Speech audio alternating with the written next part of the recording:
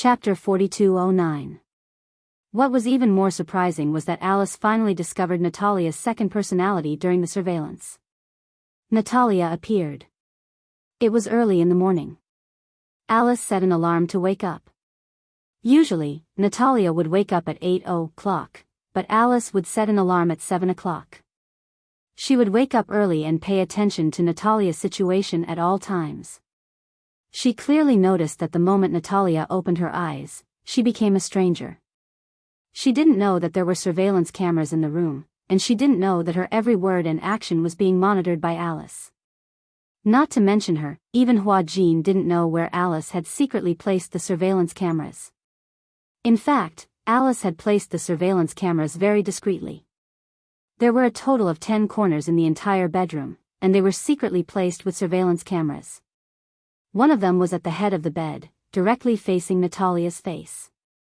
When she woke up, she didn't have Natalia's usual eyes, but a pair of cold eyes that Alice had never seen before. Cold, dark, and without a trace of the mortal world. This must be the second personality that Professor Romenka had induced, Natalia.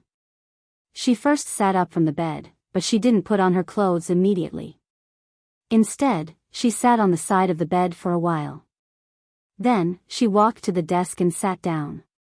Then, she stared at the calendar for a long time. She seemed to be observing the date and something else. Alice looked at it seriously. She realized that other than the change in Natalia's eyes, there were more strange behaviors. Only then did she really believe that the person in front of her was Natalia's second personality, Natalia, and not Natalia. This at least proved that Professor Romenka's creation theory was absolutely successful. Even if a person had a normal personality, they could still create a dual personality through acquired means. This result almost overturned the understanding of all researchers. Alice got up. At the same time, Hua Jin had also gotten up and was preparing breakfast. Natalia's breakfast had always been prepared by Hua Jin. Seeing that Alice had woken up, he was a little surprised and asked curiously, "Why are you up so early?" Although Alice got up early, she didn't have the habit of eating breakfast, so she didn't go downstairs every morning. Alice said to Hua Jin, "There's a problem." "What happened?" "I have a feeling that Natalia might have switched to a second personality today." "Just pretend you don't know." Hua Jin was slightly surprised, but before he could ask anything, Natalia had already come downstairs. Alice still had doubts about whether the woman was Natalia or not, so she still had her reservations. She assumed that the woman was Natalia for the time being, but she was still suspicious. When Natalia came downstairs, Alice observed her closely. From the angle of the surveillance camera, Natalia was cold and indifferent. She didn't even look like a normal child. But once she came downstairs, she showed Natalia's usual innocent expression. "Morning." She walked to the dining table and sat down obediently with an innocent expression on her face. "Are you still having ham and bread today?" Chapter 4210. I don't want to drink milk anymore. I'm tired of drinking milk every day. She said so. Alice instructed Hua Jin to prepare yogurt without batting an eyelid. She asked, "Is yogurt okay?" "Yeah, that's fine too." Natalia nodded. From her expression, it seemed that she was no different from her usual self. However, Alice felt a chill run down her spine. The Natalia in front of her didn't seem to be any different from her usual self. However, Natalia's cold gaze when she got out of bed still left a deep impression on her. Could it be that all this was her disguise? Alice couldn't help but suspect. Was Natalia a good actress? Hypothetically speaking, this was the case. Natalia was familiar with Natalia's personality in everyone's eyes. Hence, she would deliberately imitate Natalia's every word and action. She even knew what Natalia liked. Yogurt, ham, comic books, swings. However, when Hua Jin placed the yogurt in front of her, Natalia was obviously a little hesitant. However, after a short while, she picked up the cup and took a sip. She knew Natalia's likes and dislikes. Hence, she played the role of Natalia without batting an eyelid. Alice acted as if nothing had happened. She didn't want to make her suspicious. A day passed and nothing seemed out of the ordinary. Natalia was obviously not close to her. After breakfast, she returned to her room. Through the surveillance camera on her phone, Natalia was sitting at her desk, obediently flipping through her comic book. She seemed to be enjoying it. She didn't seem to have changed much from before. Could it be that scene in the morning was her imagination? Alice wondered. Soon, the day passed. Natalia went to bed early as usual. However, she keenly noticed that she did not hug the crystal ball before going to bed that day. Instead, she marked a circle on the calendar and went to bed early. Alice sneaked into her room while she was asleep. At that moment, the room was unusually quiet. Only the sound of Natalia's breathing could be heard. It was obvious that she had fallen asleep. After making sure that she was asleep, Alice flipped through the calendar. She was shocked to find that there were circles on the calendar. Not every day had one. On average, there were only 2 circles a week. At most, there were 3 circles. This phenomenon had existed tacitly for 2 months. Could she understand that this was a mark left by Natalia on the calendar? If Natalia was the one who woke up, she would leave a circle on the calendar as a mark. If that was the case, Natalia would appear about 9 times a month. These 9 times, however, Huajin did not notice it at all. Did this mean that Natasha's research was so godlike that even the people around her did not notice this detail? Alice couldn't help but feel terrified. So why did Natalia copy Natalia's every word and action? What was her purpose in doing this? Was to disguise herself? Could it be that this was a way to protect himself? Then, if the hypnosis was real, what was Natalia's purpose for hypnotizing Huajin and Gong Fan? More importantly, a child, even if it was a created second personality, what methods did she have to know hypnosis? Chapter 42:11. Before this, Alice had the habit of communicating with Huajin every day. Usually, it was over the phone to find out about Natalia's situation and changes. However, Huajin said that there was nothing out of the ordinary. That meant that there was a big problem. There were too many things that needed to be uncovered. Alice suddenly realized that Natalia might be hiding many secrets that no one knew about. The next day, when Natalia woke up, Alice discovered through the surveillance that it was the other personality, Natalia, who had woken up, and not Natalia. As soon as she walked downstairs, she skipped over to Huajin and asked with a smile, "Can I go and play with Yu today?" Yu? Huajin was stunned. Now that Alice was not by his side, he did not know how to reply. He had no way of monitoring Natalia. Usually, the phone that was connected to the surveillance camera was kept by Alice. Hence, he had no way of knowing which personality the girl in front of him was. Can't I?" Natalia said with some regret. "Can't I go and play with him? I'm so bored here alone." Huajin smiled and said, "I can play with you. But, you're not fun."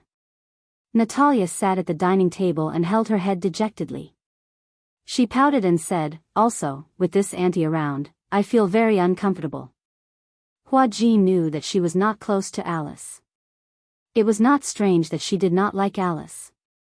Hence, he coaxed her, "I'll take you to play with brother Yu tomorrow, okay?" "Don't." Natalia started to whine. "I just want to play with him today, okay? Is something wrong with him?" "That's not it." After hesitating for a long time, Huajin finally nodded gently. "Okay. Then, I'll take you there after breakfast." "Okay." Natalia clapped her little hands happily, looking very happy. "Then you must eat your breakfast obediently before I take you there." "All right." Natalia had just finished her breakfast when Alice came downstairs. For some reason, the smile on Natalia's face faded when she saw her. Coincidentally, she had also finished her breakfast. She immediately said to Huajin, "I'm full. I'm going upstairs to change." With that, she headed upstairs. Alice looked back at her and asked curiously, "Change clothes? Where is she going?" Huajin said, "She wants to play with Yu." Upon hearing this, Alice's face sank slightly. She quickly walked to his side and lowered her voice as she asked, "You agree?" "Yes." Hua Jin sensed that something was wrong with her expression and immediately became nervous. "What's wrong?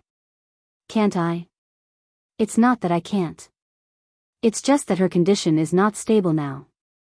I don't want her to interact with you." "Why?" Hua Jin found it strange. "I don't think there's anything wrong with her. Just because you can't see it doesn't mean it doesn't exist." Alice looked at him reproachfully. "Are you going to take her out now?" Hua Jin nodded hesitantly. "Yes." Alice sighed deeply and frowned. How could she let Natalia and Yu be alone together? Naturally, she was afraid that something would go wrong. Hua Jin studied her expression and asked tentatively, "Then, should we reject her?" Chapter 42:12. Forget it. Alice waved her hand. "You've already promised her. If you don't go now, she'll definitely be suspicious." "Forget it, I'll go with you and be more careful. Who knows, maybe I'll be able to observe something." Hua Jin listened and nodded. However, when the three of them were about to leave, Natalia saw that Alice was going with them and pouted unhappily. "Why does she want to go with us?" she muttered to Hua Jin. Obviously, she felt uncomfortable with Alice going with them. Hua Jin squatted down and asked her curiously, "Do you not like Aunt Alice?" Natalia turned around to glance at Alice and nodded sadly. "I don't know why, but I feel like she's spying on me." Even Hua Jin couldn't help but be stunned by her sensitive answer for a long time. Hua Jin lifted his head to look at Alice, but Natalia suddenly said unwillingly, "If she's going, then I won't go. I'm not a criminal. Why should she spy on me?" As she said this, she turned her head to the side and said unhappily, "I know I'm sick, seriously sick, but that's not a reason for her to spy on me." She was young, but her logic was not inferior to that of an adult. Hua Jin pursed his lips and looked at Alice helplessly. Alice looked at Hua Jin, then at Natalia, and raised her eyebrows. She could tell that the latter was unhappy that she had tagged along. She also felt that it wasn't appropriate for her to go. If Natalia was alerted, it would be detrimental to her research.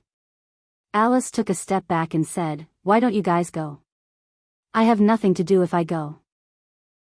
Okay. Alice said as she turned around and went back into the house. She stood by the window until she saw Hua Jin and Natalia get into the car. 15 minutes later, she walked to the garage and started a car. She took a shortcut and sped toward Yunshusher's house. Natalia was on guard. Alice's sixth sense told her that the child was Natalia, not Natalia. Therefore, she absolutely could not sit back and do nothing. Because they took a shortcut, Alice arrived at Yunshusher's house before Hua Jin did. Yunshusher knew that Hua Jin and Natalia were coming, so she started preparing an exquisite lunch early in the morning. When she saw that Alice was also here, she was surprised. What happened? She looked at Alice and saw that she had come alone. She was a little confused. Where are Hua Jin and Natalia? That little girl is on guard against me. She didn't want me to come with her, so I came secretly. She said that she wanted to play with Yu. I was also worried that she would interact with Yu alone. I want to talk to Yu alone.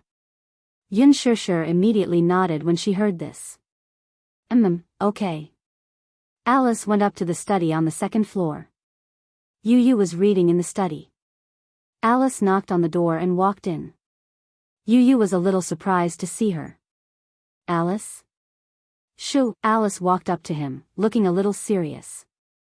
Yu was stunned. "What's wrong? You don't look well. Did something happen to Natalia?" Chapter 42:13. Alice squatted down in front of him and said gently, "I found something fishy these few days. Do you still remember when Gong Fan was hypnotized by Natalia?" Yu didn't think much of it. That was a coincidence. There's no evidence. It must be Natalia who hypnotized Gong Fan. But don't you think it's too much of a coincidence? The two of them came into contact once and something happened to Gong Fan. I suspect that Natalia's other personality, which is Natalia, might know hypnotism.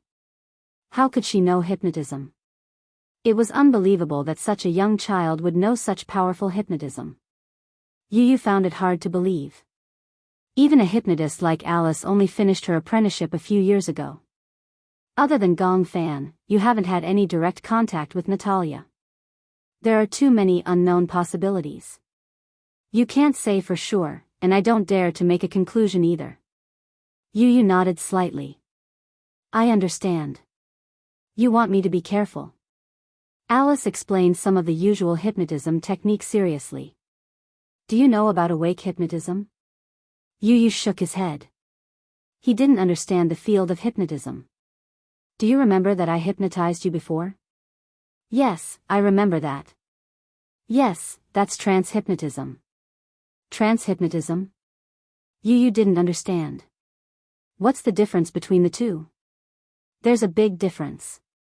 When a person was awake, asleep, dreaming, and feeling happy, the brain would operate at different frequencies and release different chemicals. The different frequencies of the brain could cause different physical sensations, such as fatigue and relaxation. Hypnotism interfered with these frequencies. In other words, it interfered with the brain waves. Trance hypnotism was when a person was tired, asleep, or in a trance. The hypnotist interfered with the brain waves to achieve the goal of hypnotism. However, awake hypnotism was the highest level in the field of hypnotism. Awake hypnotism wasn't something that any hypnotist could do. Awake hypnotism required a hypnotist's talent. In other words, it had nothing to do with age. There were many classic examples of lucid hypnosis in the real world. For example, when people saw red, they would immediately think of the national flag and blood donation. When they saw yellow, they would think of sunflowers. Then, when red and yellow were together, they would think of McDonald's. This was the sober hypnosis used in commercials. As for the general public, there was no lack of a minority who accepted such clear-headed hypnosis suggestions. Alice suspected that Natalia had used sober hypnosis on Gong Fan.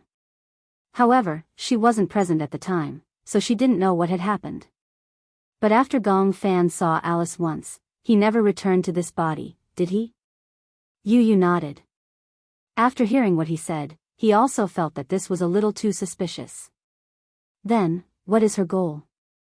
Yu's question stumped Alice. Even she could not be sure why Natalia would do that, and why she would use lucid hypnosis. She had thought of many possibilities, but none of them could be valid. However, her sixth sense told her that there must be something that she had missed. However, I don't understand. What's the benefit of Natalia hypnotizing Gong Fan? Chapter 42:14. I don't know. But I think there is something suspicious. Yu blurted this out of the blue. When Alice heard this, she was surprised. Go ahead. Professor Romanka worked so hard to cultivate Natalia and used her as an experimental specimen. Why did he let us take Natalia away so easily? Don't you think it's suspicious? Alice was stunned. Yu looked at her and said, I think the real suspect is Professor Romanka. Do you think it's possible for someone else to control her personality? Well, I can't tell you now. Maybe it sounds like a fantasy story, but I do think it's suspicious. Maybe I'm just imagining things. Alice was at her wit's end. But now was not the time to talk about this. Alice looked dispirited. I don't know what went wrong. Anyway, you have to be careful when you interact with Natalia. For example, if you feel tired, don't look into her eyes, her expressions, and her movements. Is it so scary? Yu was puzzled. Even if I'm not asleep, I can still be hypnotized by her. If you feel tired, that's when your brainwaves are at their weakest. It's also the time when you are most susceptible to interference. Yu nodded seriously. Okay, I understand. Downstairs, the sound of a car engine could be heard. Alice sensed that someone had arrived. She said to Yu, I'm going to the room upstairs. If anything happens, let me know, okay? I'll be upstairs.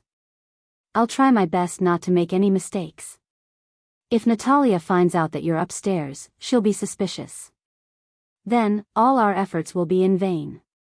Alice was stunned. She did not expect Yu to be so wise. Okay, I got it. Alice went upstairs. Yu went downstairs. At this time, Hua Jin was holding Natalia's hand as they walked in. When Natalia saw Yu, she showed an unprecedented enthusiasm. Yu. She skipped over and held his hand, revealing a cute smile. I'm so bored at home alone, so I wanted to come and play with you. What do you want to play? I saw the game you played with Xiao Yichen on TV. I want to play it too. Oh, is it a PS4? Yeah, it's a boxing game. Xiao Yichen bought a PS4 and an Xbox 360 at home. When he had nothing to do, he liked to pester Yu to play games. However, now that he was addicted to PlayerUnknown's Battlegrounds, he was not that enthusiastic about these games. Usually, only Yu and Mu Yaja would play them occasionally. There was a layer of dust on the console. This was a console game, so it had to be connected to the TV to play. The graphics were very clear, and it was similar to many games in the arcade. There were fighting games, which were good for intelligence. The last time Natalia saw Yu and Xiao Yichen playing Tekken 7, she was very interested in it. Hence, she said that she wanted to play with Yu.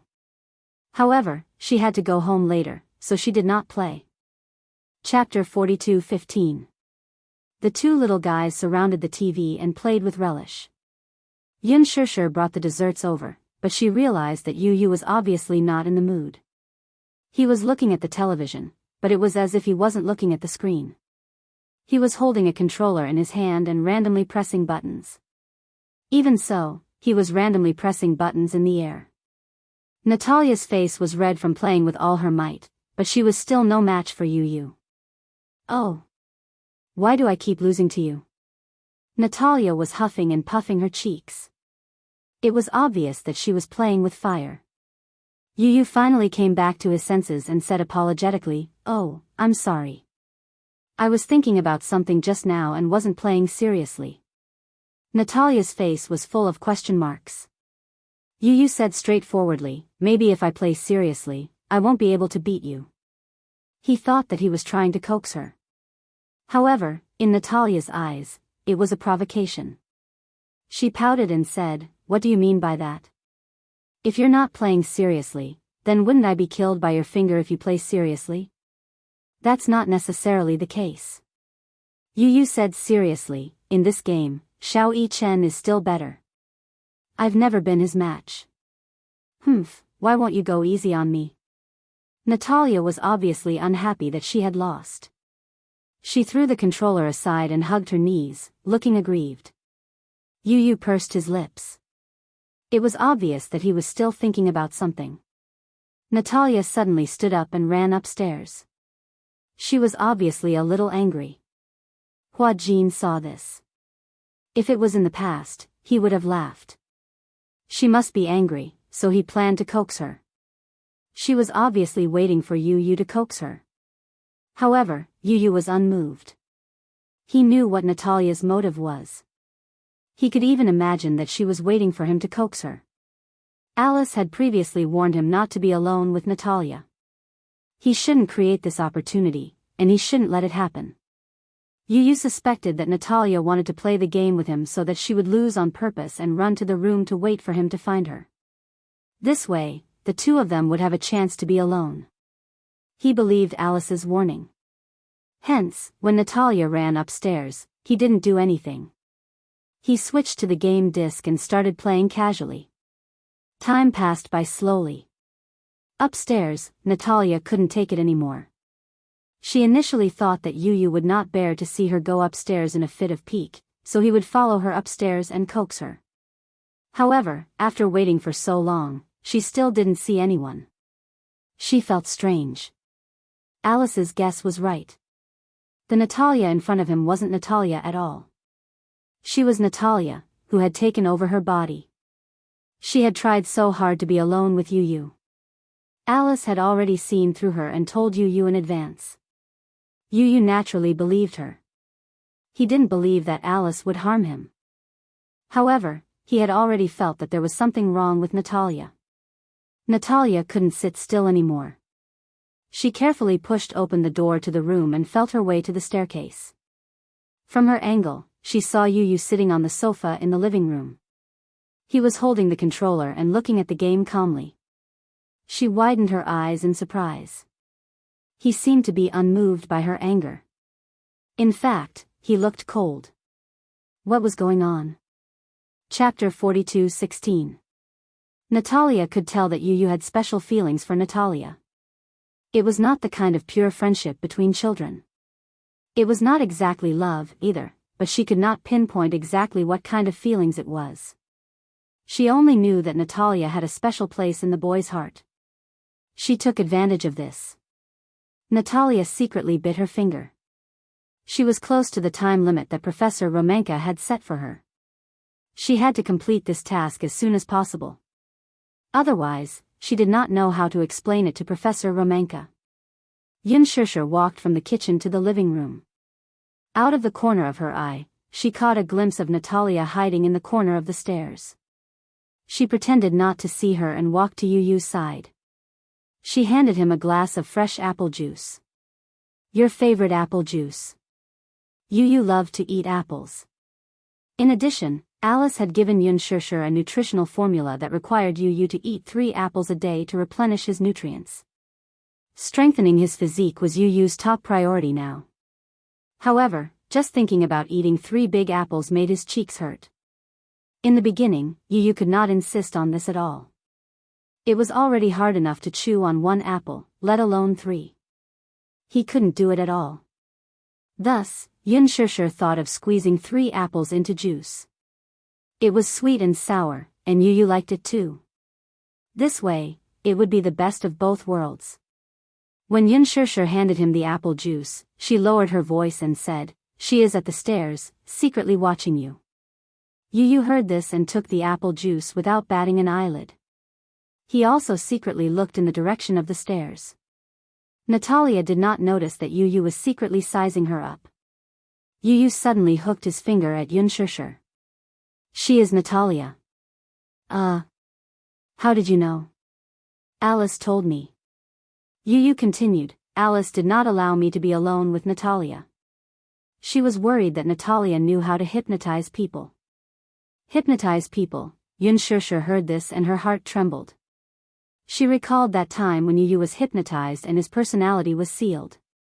She even thought that Yu's personality would never come back. Therefore, she was very nervous and could not help being careful. "Don't be nervous." Yu said, "I will protect myself. Just pretend that you did not hear anything." "Okay." Yu and Yunshusher acted. And her. Hua Jin was focused on Yu's game. And everyone seemed to be ignoring Natalia. Natalia was especially upset. Could it be that she had been seen through? Impossible. She had tried very hard to imitate Natalia's words and actions. How could she be seen through? However, Yu's attitude towards her had turned cold. That was a fact. Natalia went back to the room. After waiting for a while, she fell asleep without realizing it. Alice was on the 3rd floor. She sent a WeChat message to Hua Jin. Hua Jin replied that he had gone to the room to take a look and found that Natalia had fallen asleep. Hence, Alice said, "Let's take her home while she's asleep." Why? What if she wakes up? She won't wake up. Once a child of her age falls asleep, she won't wake up so easily. Chapter 42:17. Hua Jin carefully carried Natalia into the car and went home early. Alice finally came down from upstairs. When Yu saw her, he immediately stood up and said without hiding anything, "I've noticed it too. Natalia's second personality is called Natalia, right?" "Yes, I remember mentioning this name to you. She seemed to be able to create an opportunity to be alone with me today." Yu frowned. "What's going on? Have you finally noticed what's wrong with her?" Alice said honestly, there aren't many clues now. I'm worried that Natalia's second personality is too shrewd and will realize that I'm observing her sooner or later. In this way, if she raises her guard, I won't be able to notice anything fishy about her. Then are you sure that Gong Fan's disappearance has something to do with her? When Alice heard this, she took a deep breath and said in a low voice, I'm sorry, I'm not sure. I'm just suspecting. But I feel that the possibility of it being related to her is very high. That's why I hope that you'll raise your guard so that you won't make the same mistake again. When Yunshushu heard this, she couldn't help but hug Yu tightly. Yu looked up and saw Yunshushu's forbearing gaze. He turned around and said to Alice, How do you know about Gong Fan's current situation? Alice was stunned. What do you mean? You also know that Gong Fan has disappeared for too long. Did he really disappear, or did something happen because of Natalia? Is she in danger? I want to ask you to help me find him. When Alice heard this, she was surprised. She said half jokingly, half seriously, Isn't Gong Fan's disappearance good news to you? When Yu heard this, he was in a daze for a long time. Then he lowered his head and said in a low voice, In the past, I probably thought that if Gong Fan suddenly disappeared without a trace, it would be something to be happy about. At least, his departure wasn't accompanied by too much pain. But now, I don't think so. Why? Alice didn't know if she should ask, but she still wanted to know more about Yu's feelings. Yu said honestly, whether it's him or me, we're all part of this life. Without him, I'm not me, and without me, he's not him. We was the name, the miracle that was formed. I couldn't lose him. Mommy couldn't lose him either. Yueyao couldn't lose him. Xiao Yichen couldn't lose him either.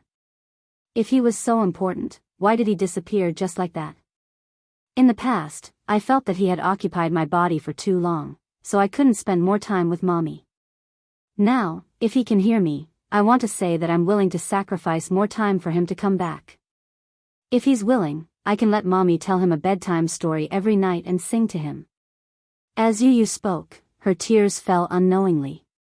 When Yunshushu saw this, her heart felt like it was being stabbed by a knife. Her heart ached as she hugged him.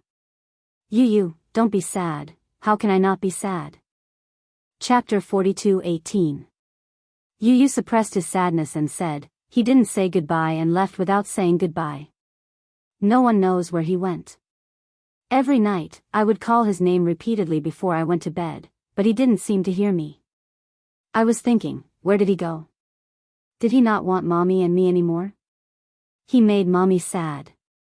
I hate him. Yunshushu was helpless and sad. She secretly wiped his tears and said, Yu, don't be so sad. Yu still said angrily, If he doesn't come back, then forget it. He won't. She cupped his little face and rubbed against it affectionately. If he doesn't come back, it's okay too. But Mommy must really want him to come home. Yu looked into her eyes seriously. That day, I heard everything. Yu lowered his eyes in disappointment. Mommy must miss him a lot, right? I didn't protect him well. It's my fault. Alice furrowed her brows, feeling a little sad. We can't make a conclusion too early. No one knows what Natalia did to Gong Fan, but Gong Fan's personality shouldn't disappear so easily. Yu looked at her in surprise. How can you be so sure? If Gong Fan's personality disappeared so easily, the field of multiple personality disorder wouldn't be one of the most complicated topics in the world. There are countless people with multiple personality disorder who haven't been cured. If the problem can be solved so easily, it doesn't exist at all. Alice continued, Moreover, Natalia has multiple personality disorder. She's a patient herself. How can she cure other patients? When Yu heard this, he asked tentatively, So you're saying that Gong Fan's personality can't disappear? With the clues and scientific evidence I have now, it's impossible for him to disappear. Alice gave a definite conclusion. When Yu heard this, his brows finally relaxed. He suddenly said, If you need to do research, I can do it anytime. Since you said that there's a problem with my body, then if you want to study it, I can do it anytime. Alice was a little embarrassed and said, I want to, but your mommy is not very assured. If I really want to study you, I'll need your guardian's permission. Yun Shishir looked hesitant. Even though he was now so familiar with Alice, even though the woman in front of him had once saved Gong Jie's life and was absolutely a trustworthy person. However, she was still worried and would not easily hand you over to her. I'm worried. Yun Shishir did not hide anything and said frankly, I didn't know that you would do such research on him, but I can't be at ease if I just hand you over to you. Alice shrugged innocently with a helpless expression on her face. It was as if his gaze was saying, your mommy will have to be convinced by you. I don't have the right to do it without her consent. You knew very well that Yun Shishir was worried about him. After all, they had been through so many life and death separations, she was not willing to take any more risks. It was not that she was worried about Alice. She was worried that you would be separated from her again because of some unforeseen event, or that he would not acknowledge her as his mommy like before. Chapter 42:19. Mommy, if you're by my side, then it'll be fine. Yu gently tugged at her sleeve and asked cautiously, let's try it once. Let's try it once, okay? Yun Shishir looked at Yu hesitantly and then looked at Alice. Alice placed her hand over her heart and said earnestly, don't worry, I won't dissect you.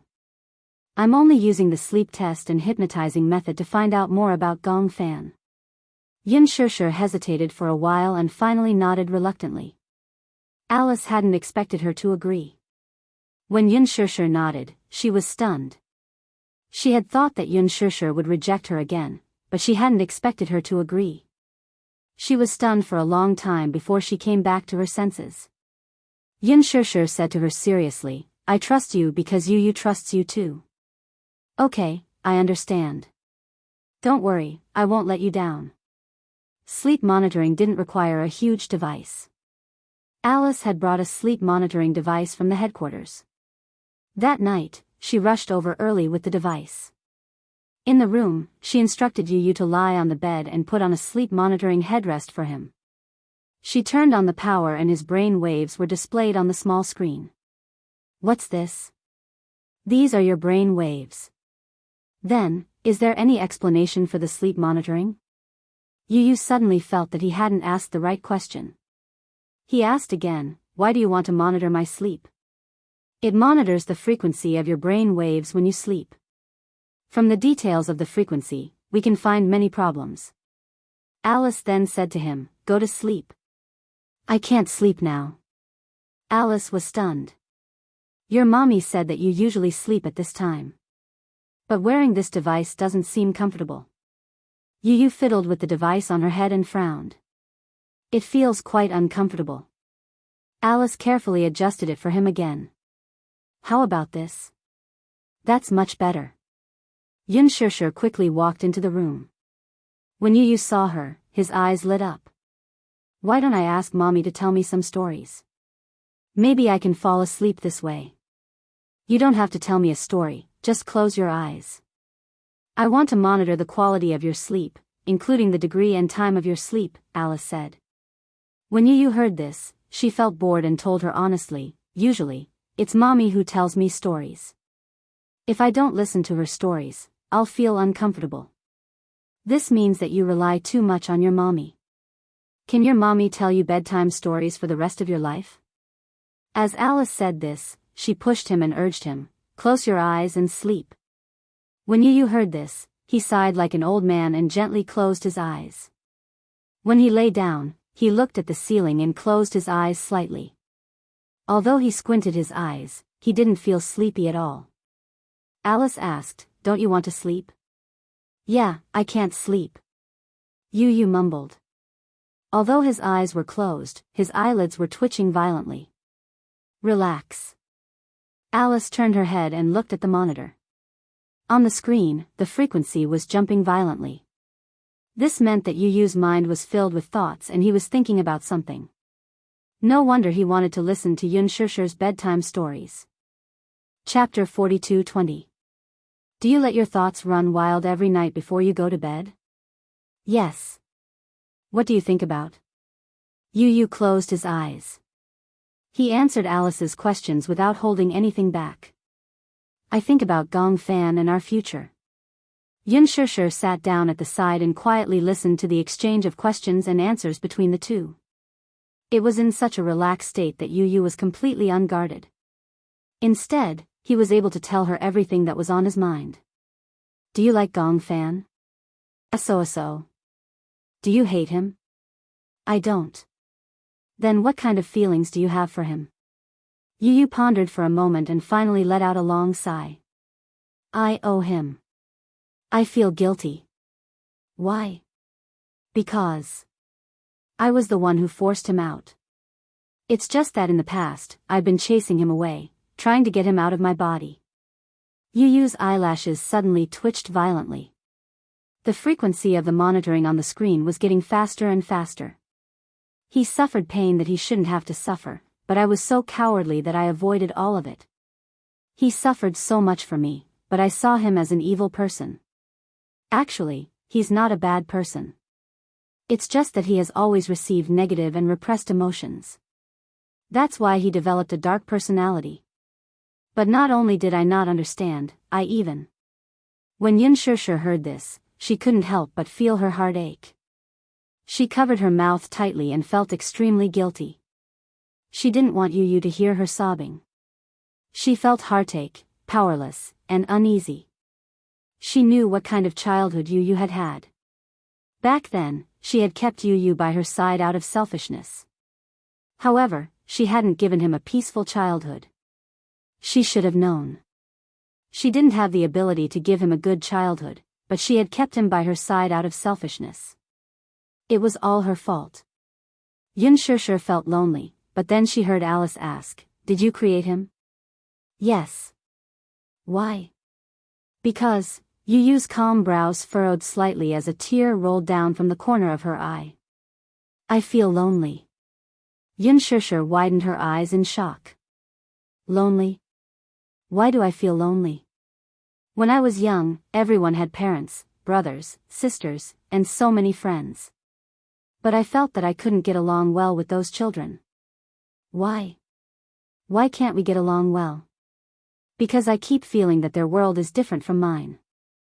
Their parents would send them to school, and after school, someone would send them home. When they got home, they would have a warm dinner, but I didn't. I also want to have a father and a brother. I fantasize about having such a family, but I know that mommy is also very lonely. I shouldn't force so much. So, I always imagined that I had an older brother, until one day, I felt that he had appeared. Do you remember what day it was? Chapter 42-21. Yu Yu paused and his voice suddenly became gloomy. When I fell asleep at night, I saw him in my dream. He was standing there alone, covered in injuries. Was it Gong Fan? Yes, at that time, he didn't have a name. He didn't seem to see me, but I could see him standing in the dark world with a lonely gaze. Yu Yu continued, he didn't have any friends. Alice looked at him and suddenly asked softly, have you ever thought of being friends with him? No. Yu Yu frowned and said uneasily, I was afraid that he would snatch her from me. Snatch from what? Mommy. Yu Yu gradually looked exhausted. Apart from mommy, I have nothing. I don't have any friends or family. I only have mommy. What if he snatches mommy away from me? So, at that time, I hoped that he would die. Yu Yu's voice suddenly became cold. I hoped that he would never appear in my world again. Alice furrowed her brows and turned to look at Yun Shishir, only to see that the latter's face was already streaked with tears. I'm sorry, she prayed in her heart. She didn't expect that his childhood experience would leave Yu Yu with such a dark world in his heart. But, later on, I didn't want him to die. Yu Yu was obviously in a difficult situation. He rubbed his eyes and turned over slightly. Alice immediately adjusted the blanket for him. Why didn't you want him to die? Because mommy seems to like him a lot. Yu Yu said seriously, I also feel very guilty towards him. If it wasn't for him, I wouldn't have been able to bear the pressure of the darkness. I feel that Gong Fan is a real strong person. He stands in the dark and is so calm. He has suffered so much for me. It would be too cruel for me to chase him away. Mommy also loves him and loves him. So, I hope that he will stay. When we were young, he bore so much for me. Now that I'm bearing this for him, it's not worth mentioning. Actually, if you had told your mommy about what had happened to you back then, you wouldn't have had to go through all this. Yu suddenly sighed helplessly. I don't want that. I don't want mommy to know about this. His resolute tone surprised Alice. Why? Because I happened to hear mommy and grandpa mention that she regretted keeping me by her side. Perhaps it was because she saw that I didn't have a good childhood, so she wanted to send me back to daddy's side and let me live a better life. If I let her know that I'm not doing well, she'll definitely send me away. You can't bear to leave your mommy. Even if I die, Yu's lips parted. I want to die in mommy's arms too. I'm not going anywhere.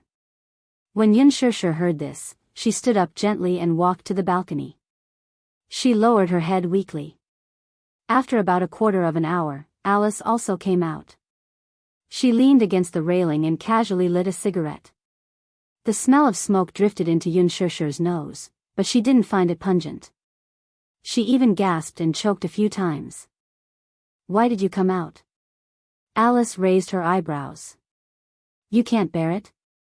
When he said those words just now, what kind of state was he in? Chapter 42-22. Goodness gracious. Yunshushu was extremely vexed. What had she done? Yu was still so young. Why did he have to go through such a cruel experience? It's all my fault. Yunshushu covered her face sadly and said in a daze, at that time, I shouldn't have kept him by my side out of selfishness. I clearly didn't have the means to give him a wonderful childhood. I shouldn't have brought him back. It's all my fault. It's all my fault. Alice looked at Yunshushu's sad expression and felt her heart ache. She didn't have a child, but she could understand this feeling. She imagined that she wanted to give him the best thing in the world. However, the reality was, she didn't have the ability to do so. Alice smiled helplessly and said plainly, Who said that you didn't give him the best thing in the world? Yunshushu looked up with tears in her eyes and looked at her in surprise. Alice smiled. To him, aren't you the best thing in the world? Yunshushu was stunned. She opened her mouth in surprise. When she came back to her senses, she gently wiped away her tears. When she heard the conversation between Yu and Alice while he was half awake, she felt heartbroken. However, when she heard what Alice said now, she felt a little conflicted. Don't give him what he thinks is good, and don't blindly put all the blame on yourself. Life is irreversible. Everything can't be overturned. Accept everything calmly. Thank you. Yunshushu said, to think that I was still wary of you. I didn't expect you to be so much more mature than me. If you care too much about someone, you'll naturally be confused. As Alice said this, she flipped through the printed monitoring report and took a drag on her cigarette. Yunshushu looked at it. There were all kinds of complicated lines on it. She couldn't understand it and asked curiously, What is this? This is the frequency of his sleep quality. This is before he fell asleep, and this is after he fell asleep. Alice pointed at the paper and said to her, Did you notice that after he fell asleep, the frequency of his brain waves became stronger? What does this mean? This means, Alice frowned and said, this means that his sleep quality is very poor. Poor sleep quality? Yes. Alice said, patients with dual personality are most afraid of poor sleep quality. If the quality of sleep was not good, the negative mental pressure would be too strong, and it would be very easy for one's mental power to collapse. A person's willpower was often very weak. Sometimes, it could be very strong and seemingly indestructible. But often, the more indestructible a person looked, the easier it was for a straw to crush him. Therefore, having a good sleep quality was also the only way to maintain a good mental state. When people don't sleep well, it's easy for them to get anxious. Yunshushu nodded. No wonder. I also felt that Yu Yu's mental strength had become very poor recently. During the day, he was always depressed and looked like he had a lot on his mind. Yu Yu is very dependent on you. But this kind of dependence might not be a good thing. Sooner or later, he will have his own family. If he continues to rely on you like this, it won't be a good thing. Chapter 42-23. Yun Shishir nodded solemnly. I know that too. I also feel that he shouldn't rely on me so much. However, Yu Yu is already much more independent than before. Actually, I can understand the bond between the two of you. After all, for a very long time, at least since he was born, you have always been by his side. Hence, his dependence on you can't be replaced by anyone else. Similarly, your dependence on him can't be replaced by anyone else. But have you ever thought that he can't rely on you for the rest of his life? Yun Shishir hummed in acknowledgement. I understand now. However, the most important thing now is to find out what exactly happened to him. Do you want Gong Fan to come back? Alice asked seriously. Yun Shishir didn't answer immediately. Instead, she looked at her hesitantly. Alice sighed. I can tell that you are very hesitant. On one hand, you can't bear to part with Gong Fan. On the other hand, you don't want to be a burden to Yu Yu, right? Yes. Yu Yu only feels guilty towards Gong Fan. What about you? Apart from guilt, is there anything else? Alice's question made Yun Shishir fall into a daze. In her mind, she seemed to have already imagined Gong Fan snuggling in her arms and hugging her helplessly. She still remembered that in front of others, he had always been arrogant and unruly. Only in front of her, there was a hint of vulnerability that others couldn't detect. Mommy, don't ever leave me behind. He was afraid that she would leave him behind. Yun Shishir understood that the choice was in her hands now. Did Yu Yu really care that much about Gong Fan? Not necessarily. He probably felt more guilty towards Gong Fan. However, more than that, he was afraid that she would be sad.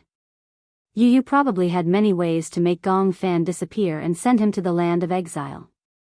Even if Gong Fan was unwilling to leave, if she said, I don't want you anymore, Gong Fan would definitely leave disheartened. But, the most contradictory thing was that she would rather Gong Fan live in her world than in Yu Yu's. If it were her, she would be willing to bear all the pain. However, if it was Yu Yu, she couldn't bear to let Yu Yu carry so much burden. She also had no right to interfere with Yu Yu's thoughts. If Yu Yu was unwilling to coexist with Gong Fan, then it would be meaningless for her to force him. Moreover, if she put Yu Yu in a difficult position, Yu Yu would be the one to suffer. Thinking of this, Yun Shishir's heart ached. Her hands fell weakly and she sighed. Forget it, I can't make Gong Fan stay. No matter what, I just want Yu Yu to be fine. I can't put so much pressure on Yu Yu because of my own thoughts. If you must force me to make a decision, I'm willing to. Yun Shishir almost could not go on with her words. She looked up and looked at Alice seriously. Holding back her tears, she choked and said, I'm willing to give up Gong Fan. This sentence was undoubtedly a knife to her heart. But she had no choice. She could not bear to see Yu Yu on the brink of agony. Give up. Yun Shishir persuaded herself. She thought that Yu Yu would definitely understand her decision. Chapter 42-24. Can I perform hypnosis on Yu Yu tomorrow? Hypnosis? She could tell that Yun Shishir was extremely nervous when she heard the word hypnosis. She looked at her warily. Alice laughed when she saw this. Don't tell me you're thinking that I'm going to hypnotize Yu Yu and make him lose his memory again? You won't. Yun Shishir was just too sensitive. After all, she didn't have a good impression of the word hypnosis. The first time I performed hypnosis on Yu Yu, I didn't get your consent. But it's different now. I'll seek your opinion now. If you agree, I can perform the hypnosis then. Why are you performing the hypnosis? Yun Shishir asked with concern. She had to understand the nature and purpose of the hypnosis before she could come to a conclusion. Alice said, I want to find Gong Fan. The hypnosis was scheduled for 1. 8:30 p.m. the next day. Alice had chosen this time because it was the time when people would feel sleepy after a full meal. At the same time, it was also the time when people would feel most relaxed. There was a high chance that the hypnosis would succeed at this time. Yu naturally agreed and was willing to undergo the hypnosis. She also wanted to know where Gong Fan was hiding.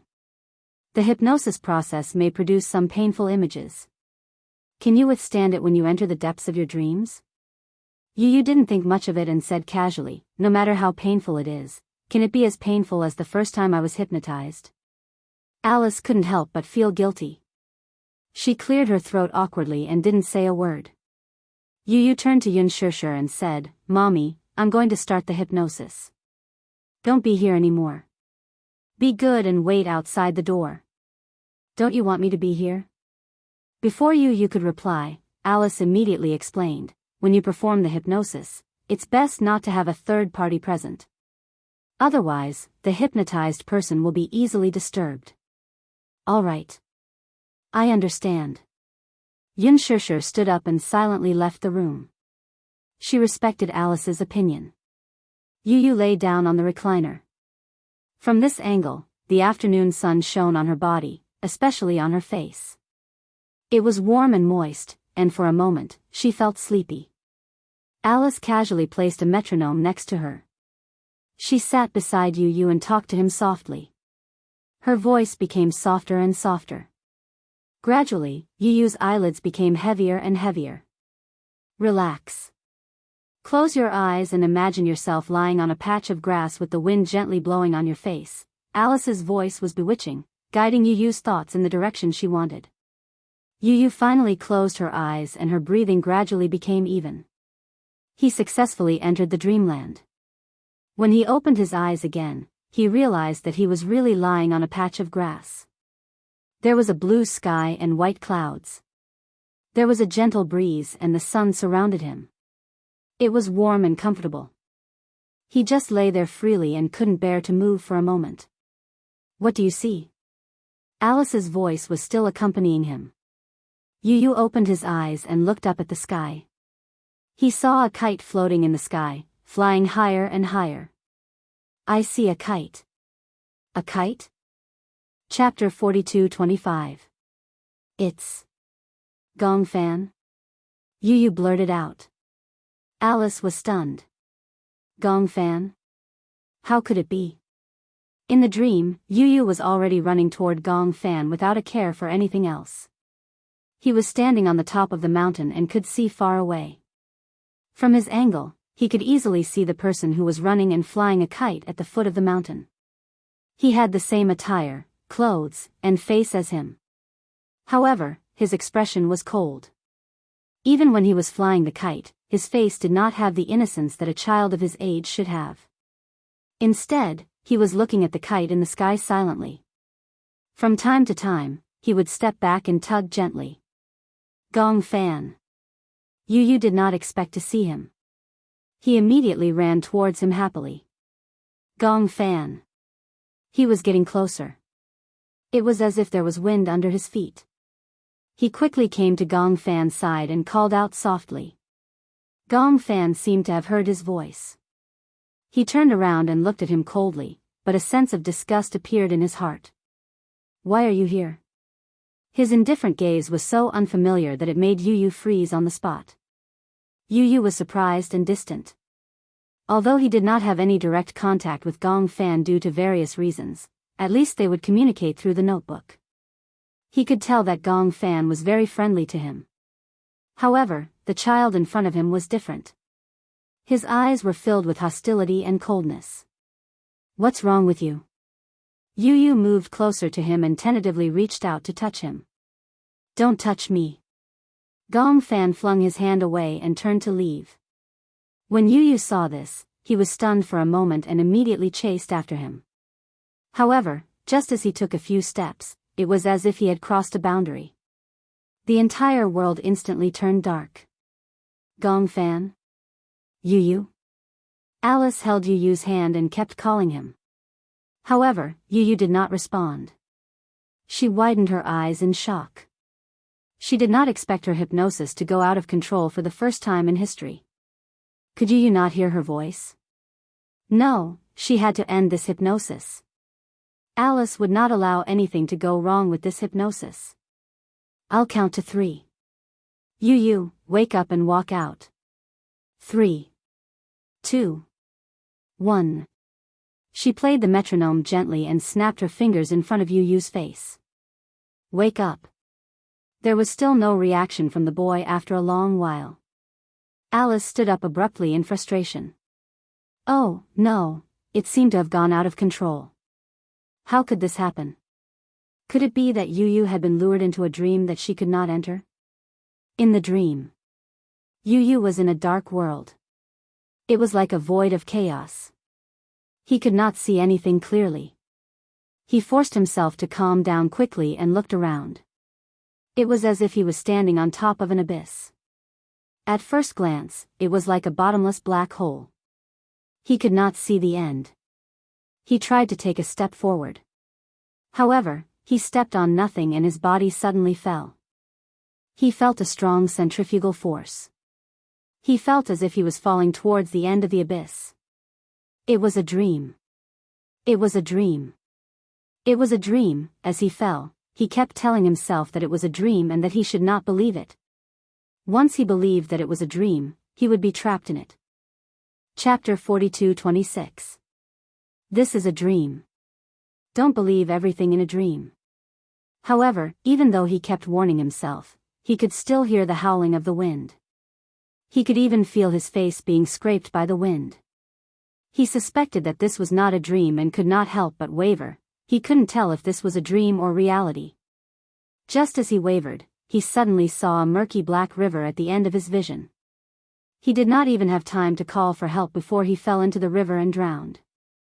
The moment he hit the water, he felt as if his head was about to split open. The feeling of drowning was so real that it could not be explained. It was as if he was drowning in real life. The murky river water continuously poured into his nostrils and lips. The stench was suffocating. He opened his mouth, wanting to call for help. He almost instinctively wanted to escape from this terrifying dream. However, he could only feel himself drifting along with the river water. The whole world was dizzy. Help, help, Alice could hear the broken sounds coming from Yu's mouth from time to time. She suddenly sat down beside him again and put the brainwave detector on his head to check the frequency of his brainwaves. When she saw that the frequency of his brainwaves in reality on the screen had become chaotic, she felt uneasy for a moment. How could this be? Yu, Alice held his hand tightly, trying to let him feel her strength. Wake up, wake up. What you see is a dream. It's a dream that doesn't exist, Gong Fan. Yu suddenly cried out in surprise. His voice was hoarse, but a name came out clearly. In the dream, he drifted along with the river water to a deserted place. The river water gradually became shallow. He crawled to the shore pathetically. Just as he grabbed onto a rock by the shore, he suddenly heard a series of cold footsteps. Rustle, rustle, Yu heard the sound clearly. He looked up in shock and saw Gong Fan walking toward him with a numb face. He was shocked to find that Gong Fan was hiding a sharp dagger in his hand. He was so scared that he suffocated and instinctively said, Gong Fan. Gong Fan walked towards him without saying a word, without making any sound. However, Yu was keenly aware that this Gong Fan seemed to be a little different from the real Gong Fan. His face was cold and his eyes were dark. There was not a trace of life in them, as if he was a walking corpse.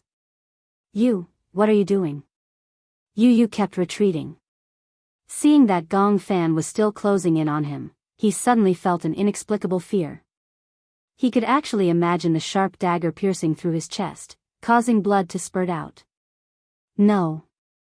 Don't, he suddenly crawled up from the ground, turned around and fled. And the footsteps behind him gradually quickened as he caught up. Yu was so shocked that she sucked in a breath of cold air and ran with all her might towards the end of the road. No, what are you doing? Even if this was a dream, it was too realistic. Even though Yu could still vaguely tell that the scene in front of him was a dream, it was beyond what he could bear. Even if it was a dream, he did not want to continue. Chapter 42:27. Yu Yu kept running forward. His willpower was crumbling in such a scary dream. There was no way he could survive. Behind him, the sound of footsteps became more intense. Yu Yu could even feel that the hurried footsteps were right behind him. How could this be? Could it be that the dream had started to collapse? Had it completely gone out of control? Don't come over. Don't, Yu Yu kept waving his hands. His face was flushed red because of the suffocation. Yun Shishir, who was outside the door, heard Yu Yu mumbling uneasily. She opened the door a little and saw Alice frowning and looking at Yu Yu in fear. She took a step forward and wanted to enter the room. Alice looked up at her and said, "Sure, you can come in, but don't speak." Okay, Yun Shishir walked into the room and saw Yu Yu lying on the chair with a red face. Her heart ached and she asked anxiously, "What happened?" "The hypnosis is out of control." Out of control? Yun Shishir almost shrieked out loud. She didn't know what it meant to lose control. But looking at Yu Yu's painful expression, even Alice couldn't imagine how Yu Yu could break free from the nightmare. "The dream is out of control," Alice said with a serious expression. "This means that I can't control his dream anymore." "What does that mean?" Yun Shishir was confused. She only felt that Yu Yu was in a terrible situation. She was afraid that Yu Yu would end up like Gong Fan. She couldn't accept such a blow. Alice gasped. "I suspect that he met Gong Fan in the dream." Yu Yu felt himself being pinned to the ground by a powerful force. He struggled with all his might and finally managed to break free. However, he saw a dead end right in front of him. Behind him, the strong force grabbed his collar again. Yu Yu turned around abruptly and finally saw the face of the person in front of him. Gong Fan stood expressionlessly in front of him, his hands gripping his collar tightly.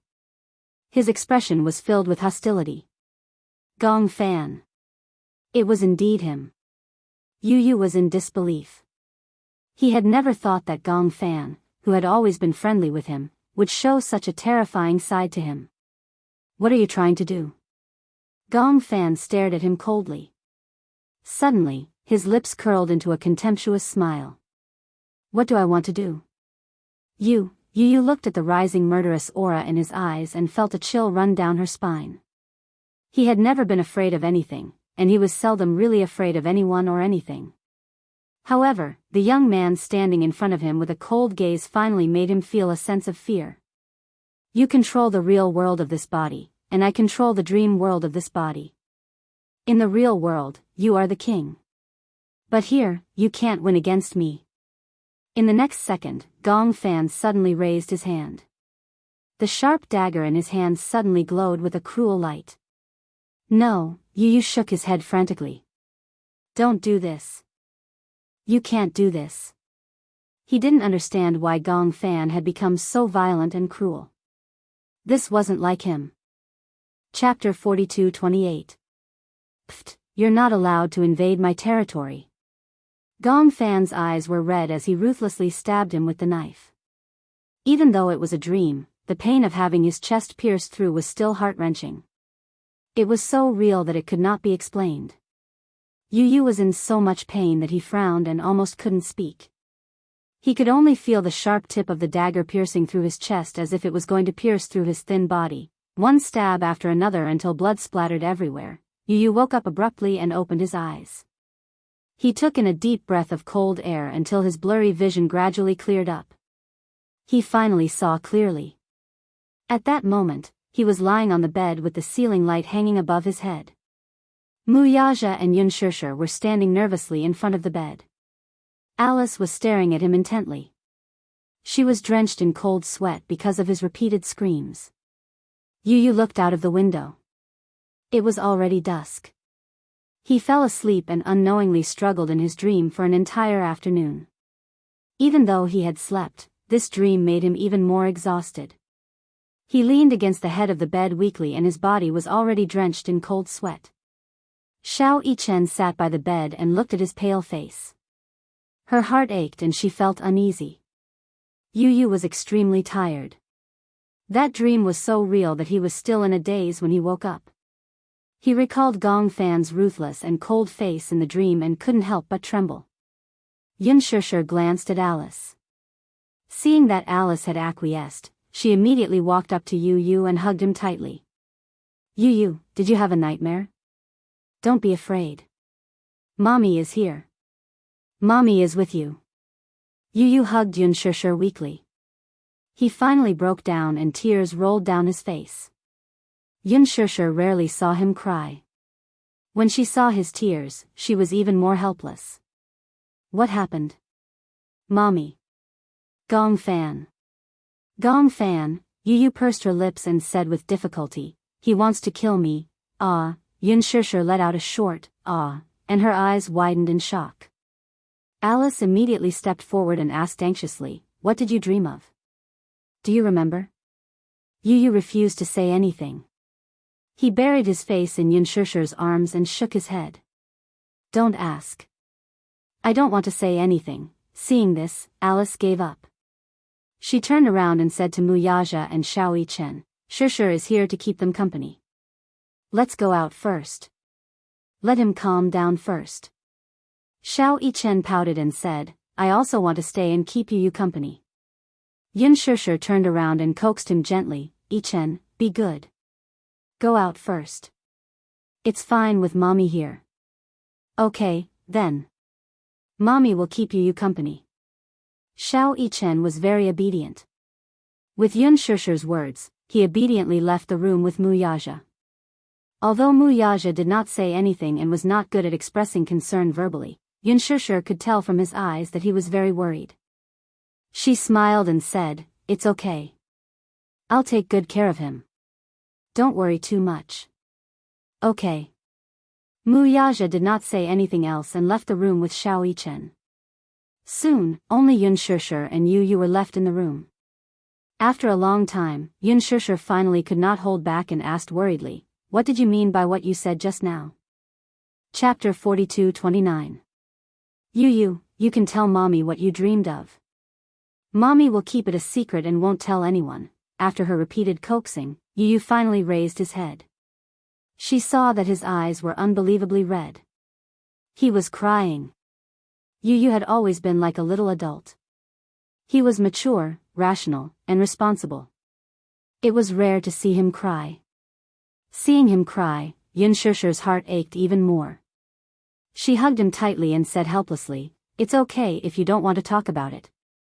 Mommy is just too worried about you. He wanted to kill me, Yun Shishir was secretly shocked, but on the surface, she maintained a calm expression. Gong Fan, I dreamed that he was chasing me with a knife. Then, he pressed me against the wall and stabbed me in the heart. Yu Yu recounted in a trembling voice. Even though he didn't add too much detail, just imagining that scene made him shudder uncontrollably. Yun Shishir found it hard to believe. However, since he said that it was a dream, she comforted him and said, you said it was a dream. A dream is a dream. Don't take it seriously. I kept thinking that just now. Yu Yu sniffed. His voice was still broken. But I still feel very scared. I keep feeling that although it was a dream, it was so real. I'm so tired, but I don't dare to sleep. I'm afraid that if I fall asleep, I'll have that dream again. Mommy, you said that the person who stabbed me with a knife, was it really Gong Fan? You said it was a dream. A dream is a dream. Reality is reality. You can't mix the two together. Since it's a dream and you're awake, forget everything in the dream.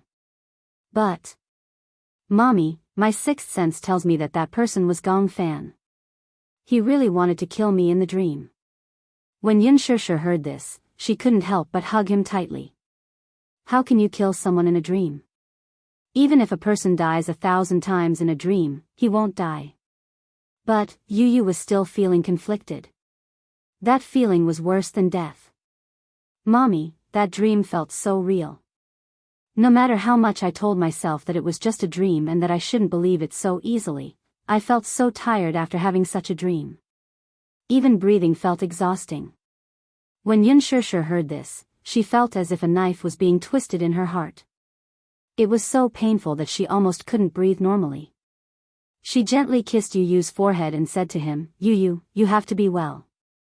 Mommy really doesn't know what to do." In front of him, Yun Shishir felt a deep sense of powerlessness. She wanted to protect him, but she didn't know how. Ever since Yu was born, her life had never been peaceful. Ever since he was born, he had been in poor health. Then, he found out about his dual personality. Yun Shishir couldn't imagine how painful Yu's life was.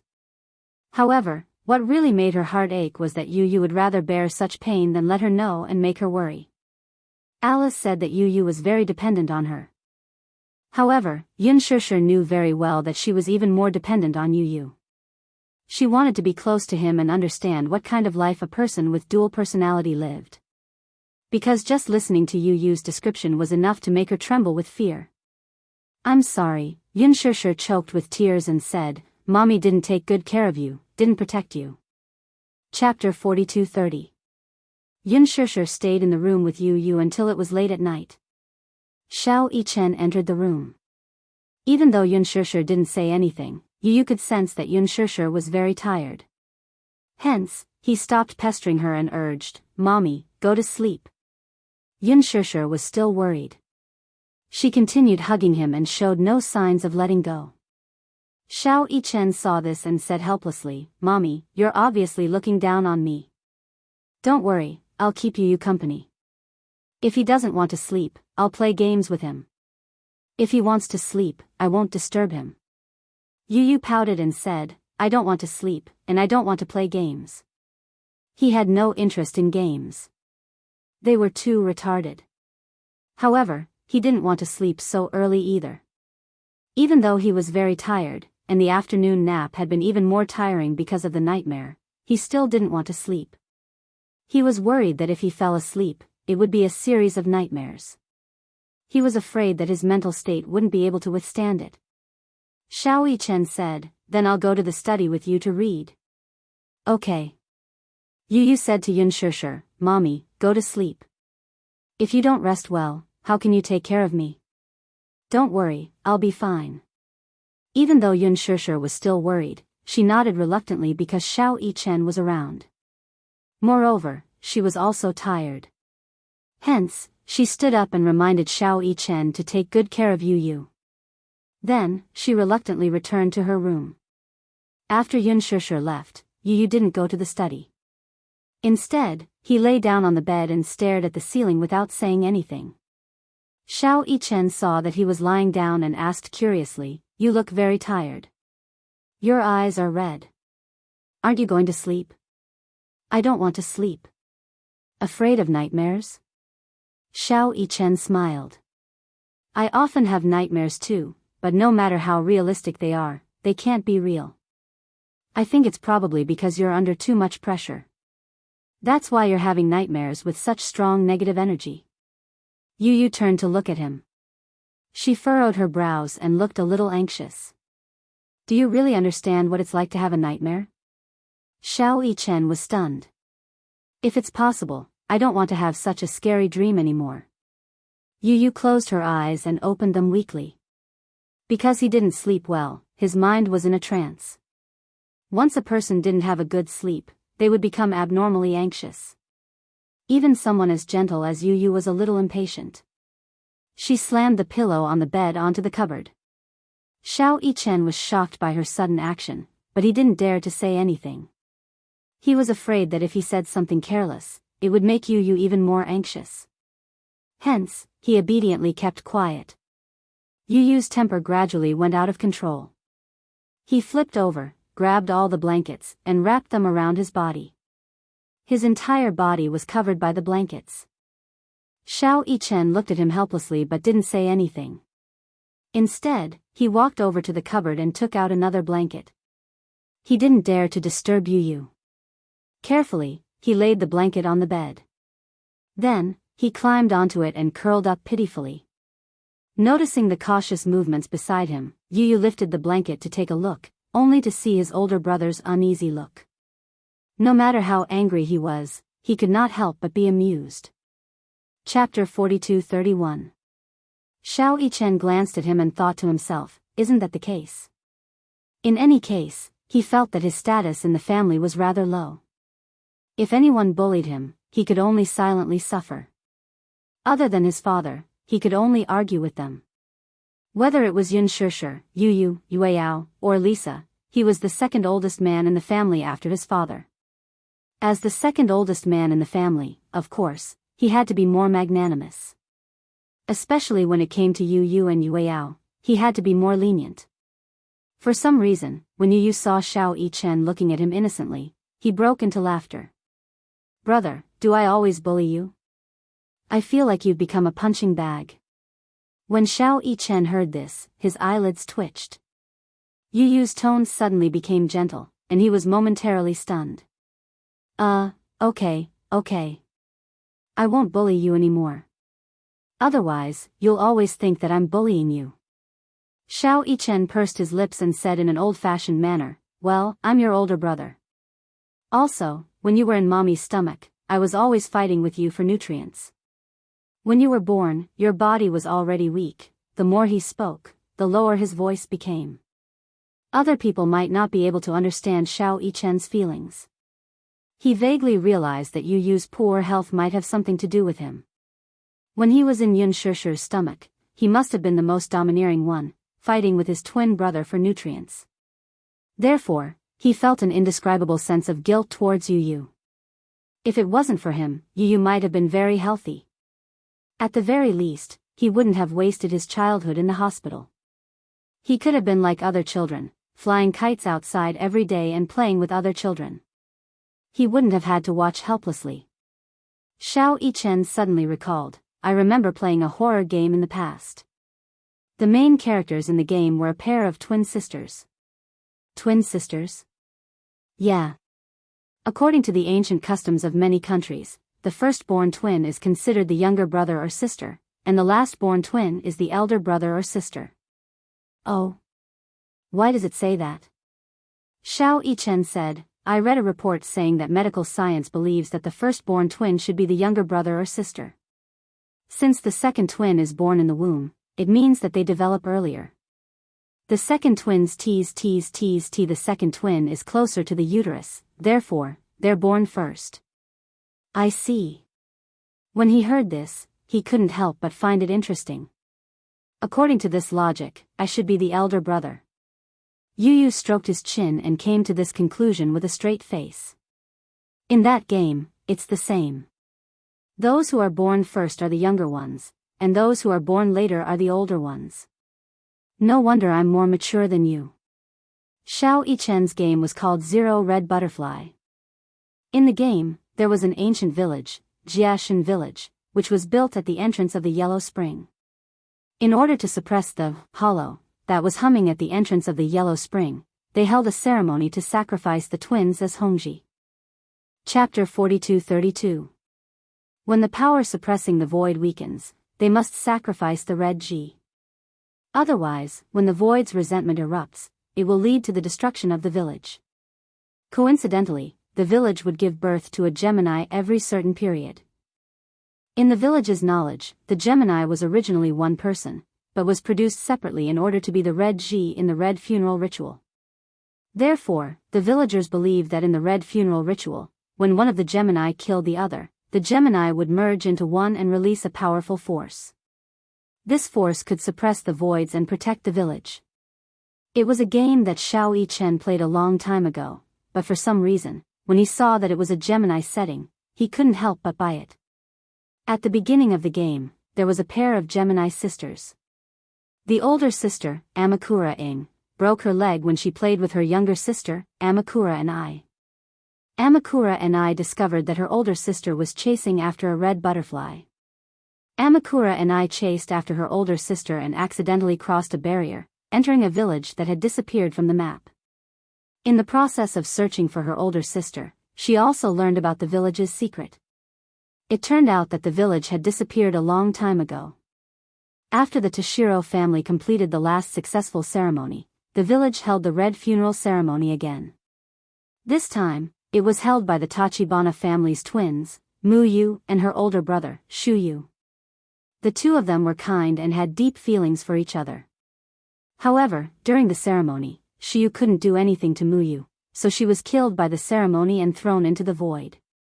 Although Muyu was indeed killed during the ceremony, Shuyu's longing for Muyu was too strong, so the red funeral ceremony failed and the void wasn't suppressed. In fact, this kind of red sacrifice that was held regularly was called the yang sacrifice. When the yang sacrifice failed, a yin sacrifice had to be held. It was used to temporarily prevent the resentment of the void from exploding, so as to buy time for the next yang sacrifice. The content of the yin sacrifice was to turn the sacrificial person into a wedge, like a human pillar, and then throw him into the void.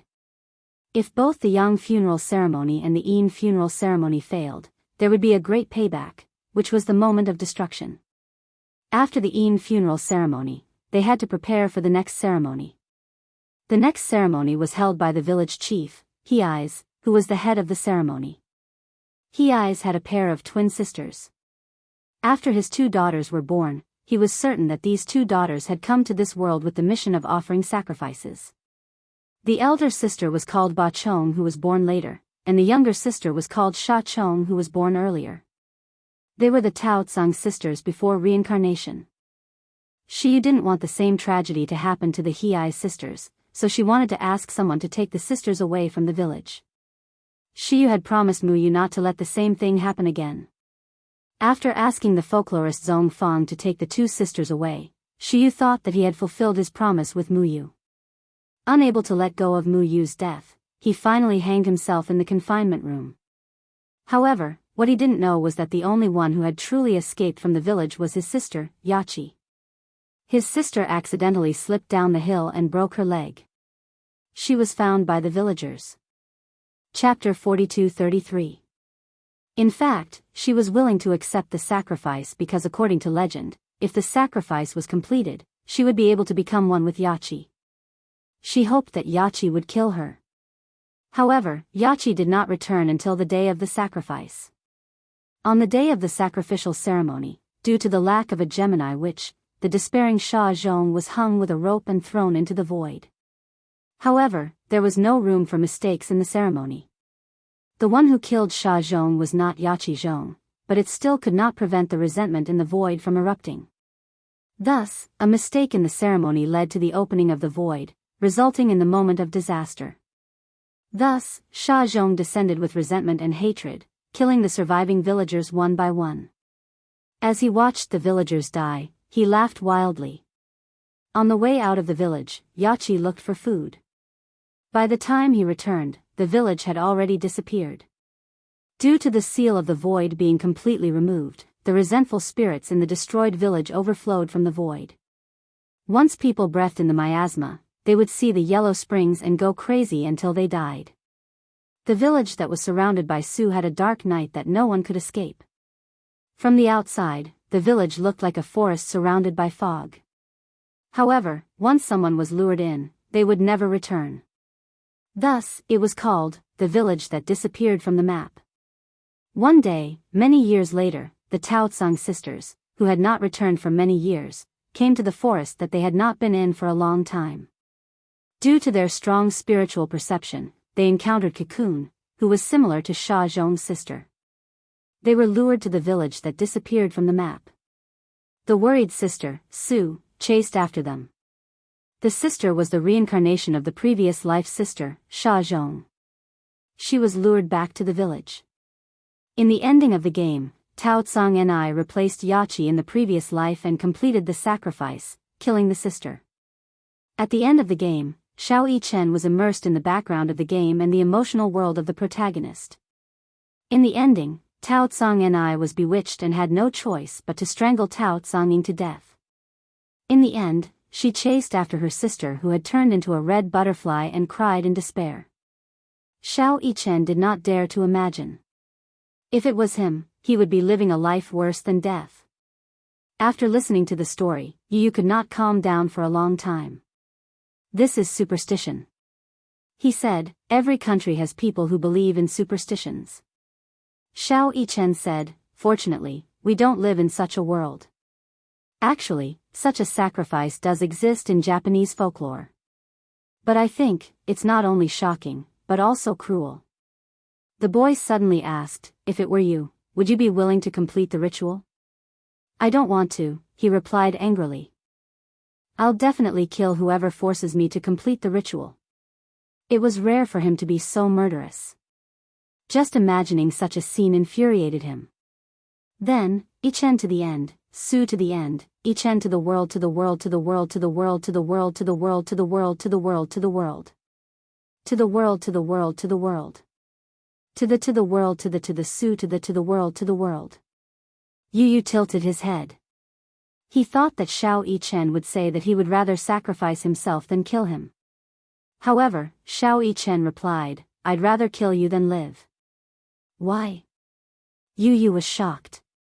Chapter 42-34. No matter what, at that time, those who are still alive are the ones who suffer the most. Xiao Yichen smiled embarrassedly. "If you're dead, you won't feel any pain, right? Those who are still alive are the ones who bear the most pain." Yu was stunned. After a while, he sighed and said, "I didn't expect you to be so much more mature than I thought." Indeed, those who were still alive were the ones who suffered the most. At that time, there was no strong contrast between life and death. What was truly intense was pain and relief. Those who were dead were the ones who were relieved. Those who were still alive were destined to bear the burden of longing, guilt, pain, and torture. Some lives were worse than death. "Why are you thinking about such heavy things?" Xiao Yichen mumbled with a strange expression on his face. "We're not really going to hold that kind of ceremony.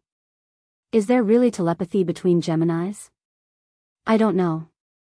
At least, I do." When Yu heard this, he couldn't help but be curious. "What exactly is telepathy like?" "It's like being able to feel your pain, your joy, and when you're unhappy, I'll always be the first to know. When you're happy, I'm probably happier than you are." Xiao Yichen paused for a moment and said, "I didn't believe in telepathy in the past. It wasn't until this magical thing happened to me that I started to believe in it. When I was young, I often had angina for no reason. I didn't know why.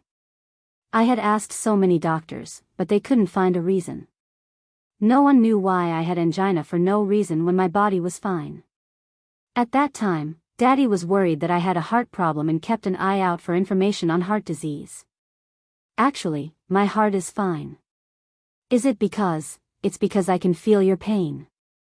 Xiao Yichen continued, "When I was studying, I knew a teacher who had a twin brother. However, his brother passed away when he was in high school. I once asked him if there was really telepathy between Geminis. He suddenly shed tears right in front of me. Why?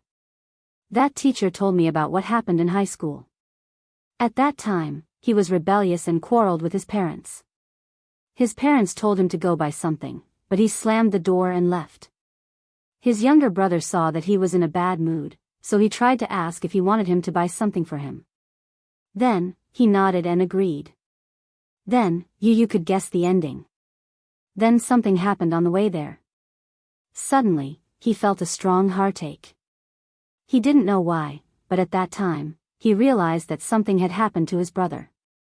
So, he planned to go out to look for him. Just as he was looking for the key, he received a call from his uncle. He said that his brother had been in a car accident and his condition wasn't optimistic. He cried all the way to the hospital, but only saw his brother's body. Since then, he hasn't been able to recover for many years. The bond between the twins was much stronger than ordinary familial love. This was because twins were born from the same egg. It was another part of himself, the same body of flesh and blood, the same spirit. Chapter 42-35. Therefore, regardless of whether it was Yu or Xiao Yichen, the other party was an inseparable part of their lives. Xiao Yichen couldn't help but feel emotional. Suddenly, he hugged Yu tightly and sighed. "Don't think too much. Sleep early. Don't worry, I'll be here with you." Yu was already exhausted, but he didn't want to fall asleep. He was afraid that if he fell asleep, he would have that nightmare again. Xiao Yichen gently patted his back and sighed. Don't think too much. You can't stay awake forever. Yu, trust me. If anyone dares to hurt you, I definitely won't let them off. With his words, Yu felt an inexplicable sense of confidence. He responded with an and gently closed his eyes. When the first ray of sunlight shone through the window, Xiao Yichen opened his eyes slightly. However, he saw that the side of the bed was already empty. Yu? Where did she go? Why did she wake up so early? Xiao Yichen muttered to himself. He flipped over and got out of bed. When he walked out of the room, he didn't know why, even though it was a familiar scene, the familiar furnishings gave him a strange feeling. Yu? He tried to call out, but there was no response. Mommy? Daddy? Xiao Yichen walked over and pushed open the door. The huge villa was cold and desolate. There wasn't a single trace of life in it. What's going on? Xiao Yichen became even more suspicious. Where did everyone go? He hurriedly ran to Yueyao's room. As he shouted Yueyao's name, he pushed open the door to Yueyao's room. However, he couldn't help but look at the empty bedroom. The lonely crib was still there. On the bed were the handmade wind chimes that Yun Shishir had specially made for Yueyao. When the morning breeze blew in, the wind chimes fluttered. However, in this dead silent room, there was a sense of desolation. Yueyao, Xiao Yichen felt an inexplicable sense of uneasiness. He didn't know why, but he had a bad premonition. Suddenly, there was the sound of hurried footsteps outside the door. Xiao Yichen caught the subtle movement and pushed the door open. As he walked out of the door, he smelled a faint smell of blood. He frowned slightly, and his heart suddenly started racing. Yu. He called out again, but he heard a sudden sound from the kitchen. Dee-dee-da-da, dee-dee-da-da, there seemed to be the sound of water dripping on the floor. He slowly walked to the kitchen door, only to see Yu standing there alone. Yu's stiff back made him feel like a stranger for a moment. He had just opened his mouth when Yu's right hand suddenly loosened. Then, a fruit knife stained with blood fell to the ground. Ah, little Yichen almost cried out in surprise. Yu turned around expressionlessly and looked at him coldly, his lips curving into an icy arc. If I can't have it, no one can have it. Yu. What are you doing? Xiao Yichen was instantly alerted. You're not Yu. Yu sneered and walked towards him. Sooner or later, this body will belong to me. When that time comes, Mommy will be mine. This house will be mine too. I don't want to lie in that cold world anymore. Chapter 42-36. Xiao Yichen was so shocked that he took several steps back. He clenched his fists and looked down at Xiao Yichen's wrist that was stained red with blood. Your hand. Xiao Yichen furrowed his brows tightly as a wave of anger surged in his heart. He rushed over anxiously and grabbed Xiao Yichen's collar. Gritting his teeth, he said, "This isn't your body. You don't have the right to touch it." Oh. Does your heart ache for it? Yu raised his eyebrows and looked at Xiao Yichen up and down. His gaze was cold as ice. Then what right do you have to interfere in the matters between me and him? Who says that this body doesn't belong to me? Look, I can control it as I wish. As he said this, he grabbed Xiao Yichen's wrist. I can do whatever I want. No one can interfere with me. Since I'm destined not to have it, I'd rather destroy it than leave me behind. Yu pushed Xiao Yichen away forcefully with both hands. Xiao Yichen didn't know where Xiao Yichen got his strength from, but he slammed hard against the wall and fell to the ground in a sorry state. He was about to get up when he saw a hand sticking out of the unlatched cupboard door. He widened his eyes in shock and reached out to touch it gently. He recognized the diamond ring on the ring finger of that hand. It was Yun Shishir's hand. Her hand came out of the cupboard weakly without a trace of life. Xiao Yichen looked at Yu in disbelief and then looked at Yun Shishir.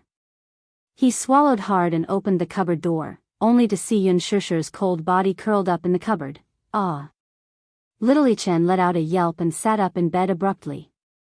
The action of straightening his body pulled him back to reality from the nightmare. Xiao Yichen opened his eyes and saw the world in front of him clearly.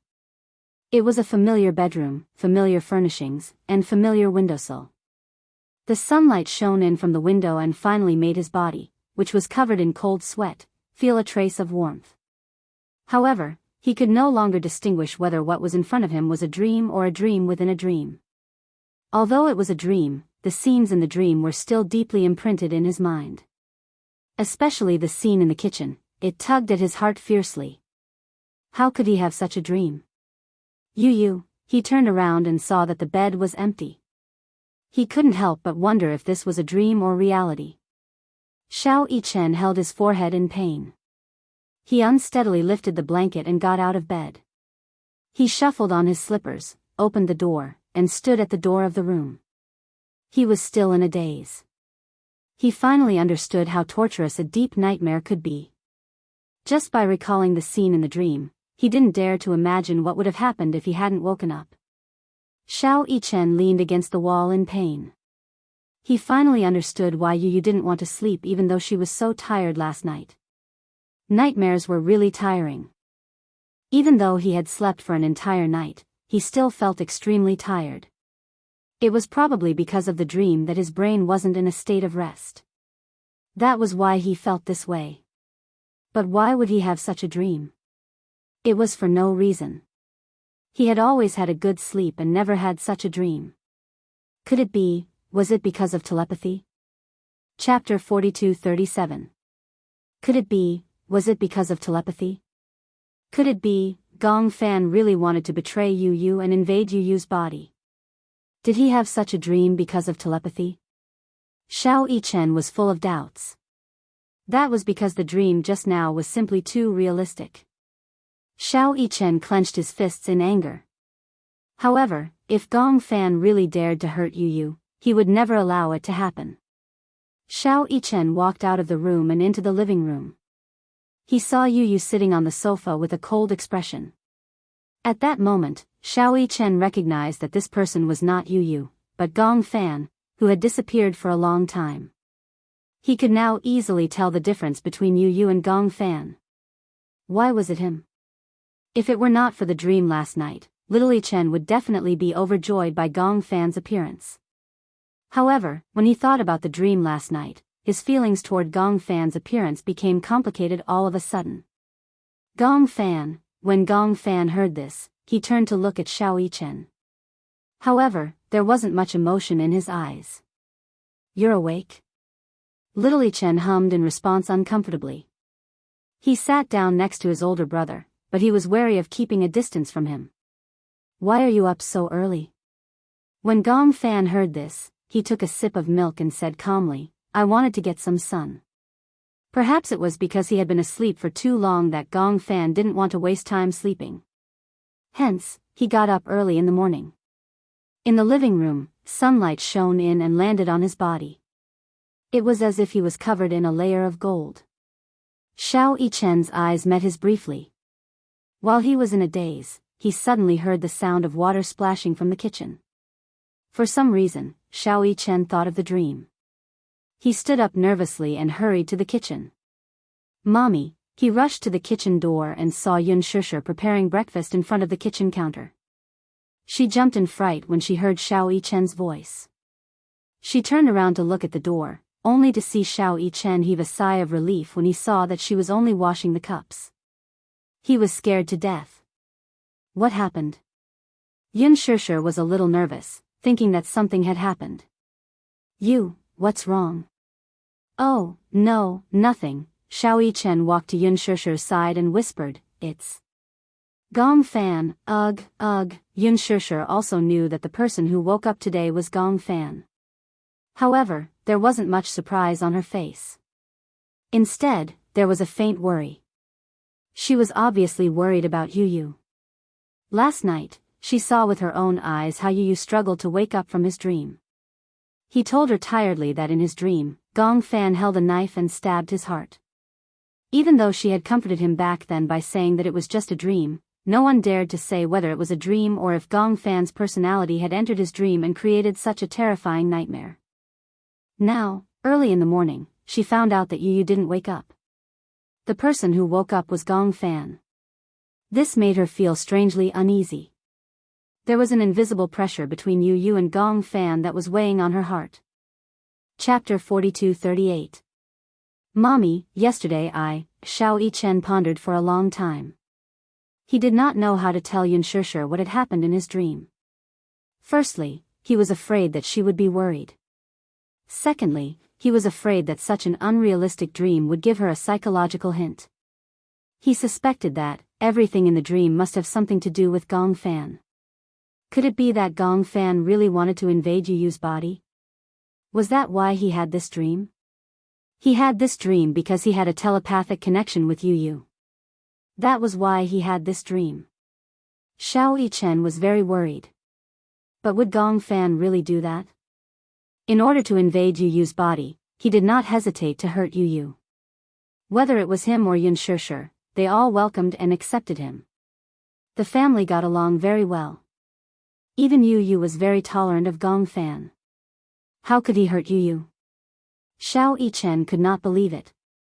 At the dining table, Yun Shishir served breakfast on the table. Xiao Yichen and Gong Fan sat opposite each other at the dining table. Xiao Yichen looked at Gong Fan as he ate his breakfast.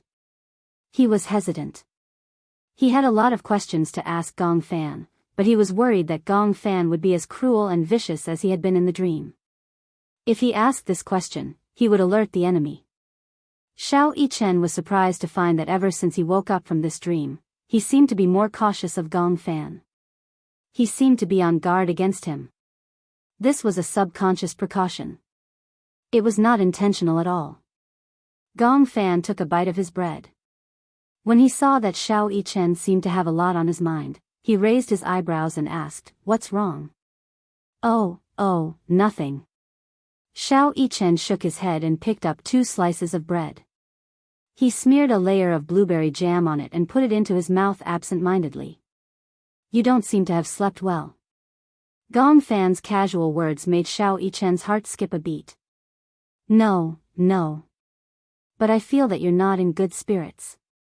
It was not deliberate concern. Although Gong Fan's tone was not that warm, one could tell that he cared. He noticed that Xiao Yichen looked a little pale. He had a feeling that Xiao Yichen did not have a good rest today. He looked a little tired, and his complexion was a little worse. Little Yichen touched his cheek and gave a perfunctory reply. "Maybe it's because I had a nightmare." However, Gong Fan did not think so. Xiao Yichen was so carefree. What nightmares could he have? Turning into a box upon landing? Xiao Yichen replied. "I haven't played PUBG recently. I remember that you were addicted to this game. For a period of time, you would eat chicken during the day, chicken at night, and even in your dreams." Gong Fan paused, took a sip of milk, and teased, "Did you dream that you were being chased by someone with a frying pan?" Ahem. Gong Fan was actually in the mood to joke with him. Xiao Yichen felt a little more relaxed. He thought that a dream was just a dream. There was no need for him to take it too seriously. It was just a dream, but it had extended to other aspects. Yu was his younger brother. Similarly, Gong Fan was also his younger brother. How could he not trust Gong Fan and suspect that he wanted to hurt Yu? It was just a dream. Xiao Yichen deliberately ignored everything that happened in the dream. Chapter 42:39. Xiao Yichen was distracted, and Gong Fan was obviously in a daze as well. He kept using the knife and fork to rub the egg yolk on the plate, as if he was thinking about something. Yun Shishir couldn't help but worry when she saw him in a daze. "What are you thinking about?" Gong Fan only snapped back to his senses after a while. He looked up at her and replied, "Oh, I feel a little unfamiliar. I feel like I've been asleep for a long time." Xiao Yichen smiled and said, "You're right. You've been asleep for a long time." Gong Fan frowned. Yun Shishir asked tentatively, "Do you remember where you were before you fell asleep?" Gong Fan recalled for a moment and looked up. In Mommy's arms? Eh. You still remember? Yeah, I remember that you promised someone to make a dessert table. In the end. I was muddle-headed that day and suddenly fainted. Do you feel that something's wrong? Why did you suddenly faint for no reason? Yun Shishir asked deliberately, trying to get some clues from Gong Fan. Gong Fan listened and tried to recall his memories. However, no matter how he tried, he was indeed missing a part of his memory from that day. I can't remember clearly, I see. Yun Shishir couldn't hide the disappointment in her eyes, but she hid it very well. Gong Fan obviously noticed the disappointment in her eyes and asked worriedly, "What's wrong? Did something happen that day?" "Nothing." Yun Shishir sat down and smiled. "Let's eat. Let's finish eating early and go for a walk outside, okay?" "Okay." Gong Fan's expression instantly relaxed. He enjoyed the time he spent with Yun Shishir the most, and he felt that the whole world was peaceful and blissful. Xiao Yichen still looked troubled. He had an exhausting nightmare last night, and even after waking up for a long time, he still couldn't get over it. In the backyard, Hua Jin stood by the swing and quietly looked at Natalia, who was sitting on the swing and playing by herself. Time was quiet and leisurely. "Can't you push me?" Natalia suddenly asked him for help. Hua Jin smiled and asked half-jokingly, "Why?" "I wanted to push you, but you said you wanted to do it yourself." "I want to swing higher, but after swinging for a long time, I can't get any higher." Hua Jin helplessly circled behind her and gave her a gentle push. "How about this height? If it's too high, what if we fly out?" Natalia shook her head like a rattle drum. No, I want to go higher." "Don't worry. I'll hold on tight." When Hua Jin heard this, he was also helpless, so he repeatedly reminded him, "You must hold on tight, otherwise, you will definitely fall and become stupid." "Yes." Natalia nodded and held the rope. Hua Jin gave it a little push, and the swing swung high. "Wow." Natalia squinted her eyes and smiled excitedly. After the swing swung high, it gradually slowed down. After experiencing the excitement, Natalia settled down and sat on the swing, allowing the gentle breeze to caress her face. "When is Daddy coming back?" She abruptly blurted out this sentence. When Hua Jin heard this, he was stunned. He raised his eyebrows and asked, "Why? Do you miss Daddy?" "Yeah." Chapter 42-40. "Didn't you just video call him a few days ago?"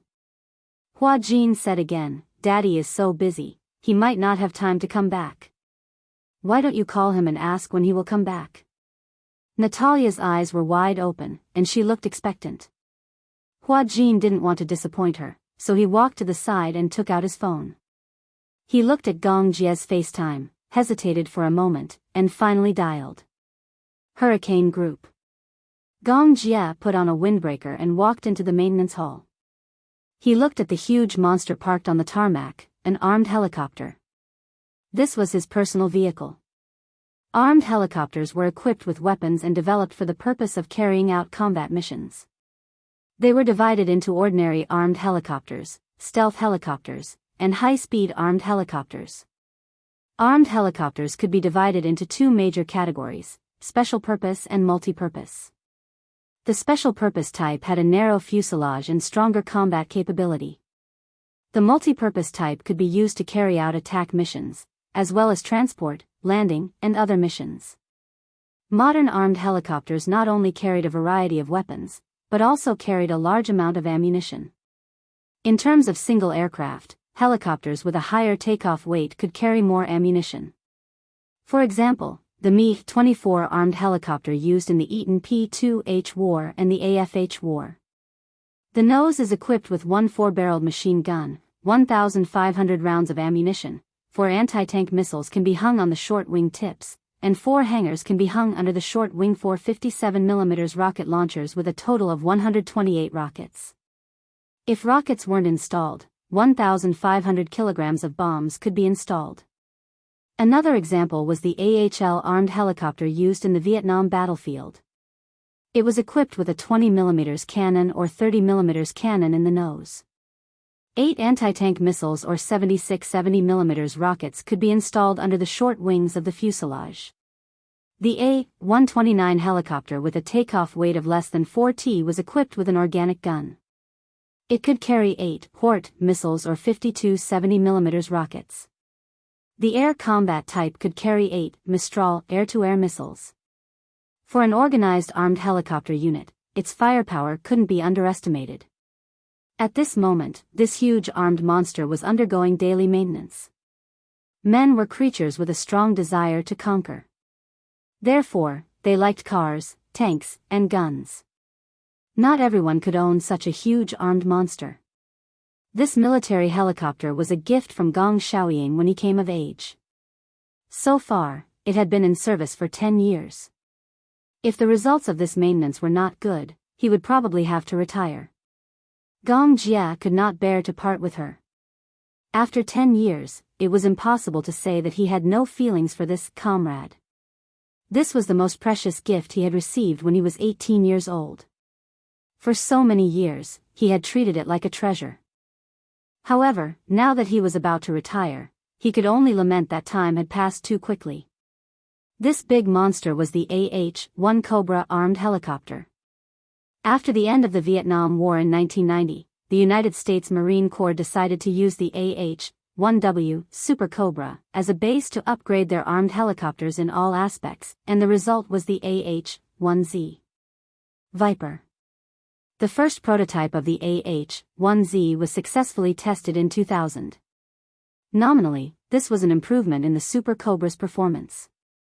Within its lifespan, just the cost of maintenance and training alone would be hundreds of millions of USD, or even more than 1 billion USD. Chapter 42-41. Hurricane was especially strict when it came to the maintenance of equipment. Gong Jia walked up to the helicopter and gently stroked it with his hand. He gave it a name, Robin. He gave it this name because Gong Jia used to have an idol when he was young.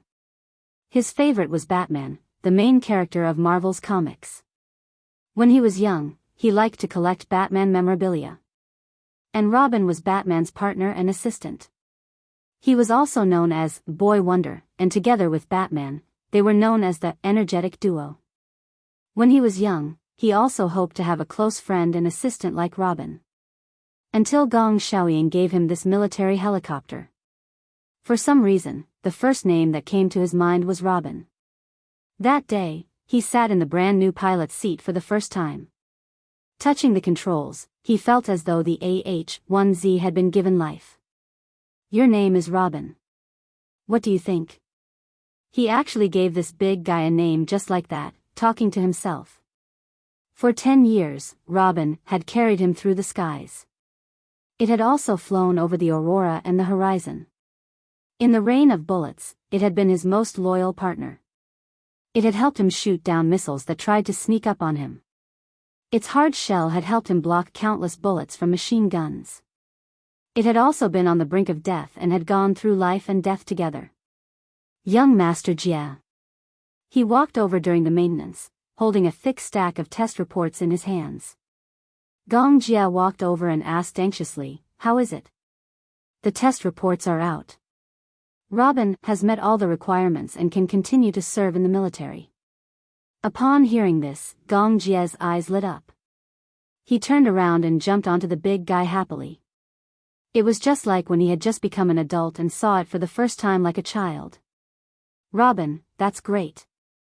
He thought that Robin couldn't continue to serve in the military. He didn't expect that Robin could continue to accompany him by his side. Just then, his cell phone suddenly rang. Gong Jia answered the call. Soon, Hua Jin's face appeared clearly on the screen. At the same time, Hua Jin also saw Gong Jia's face on the screen.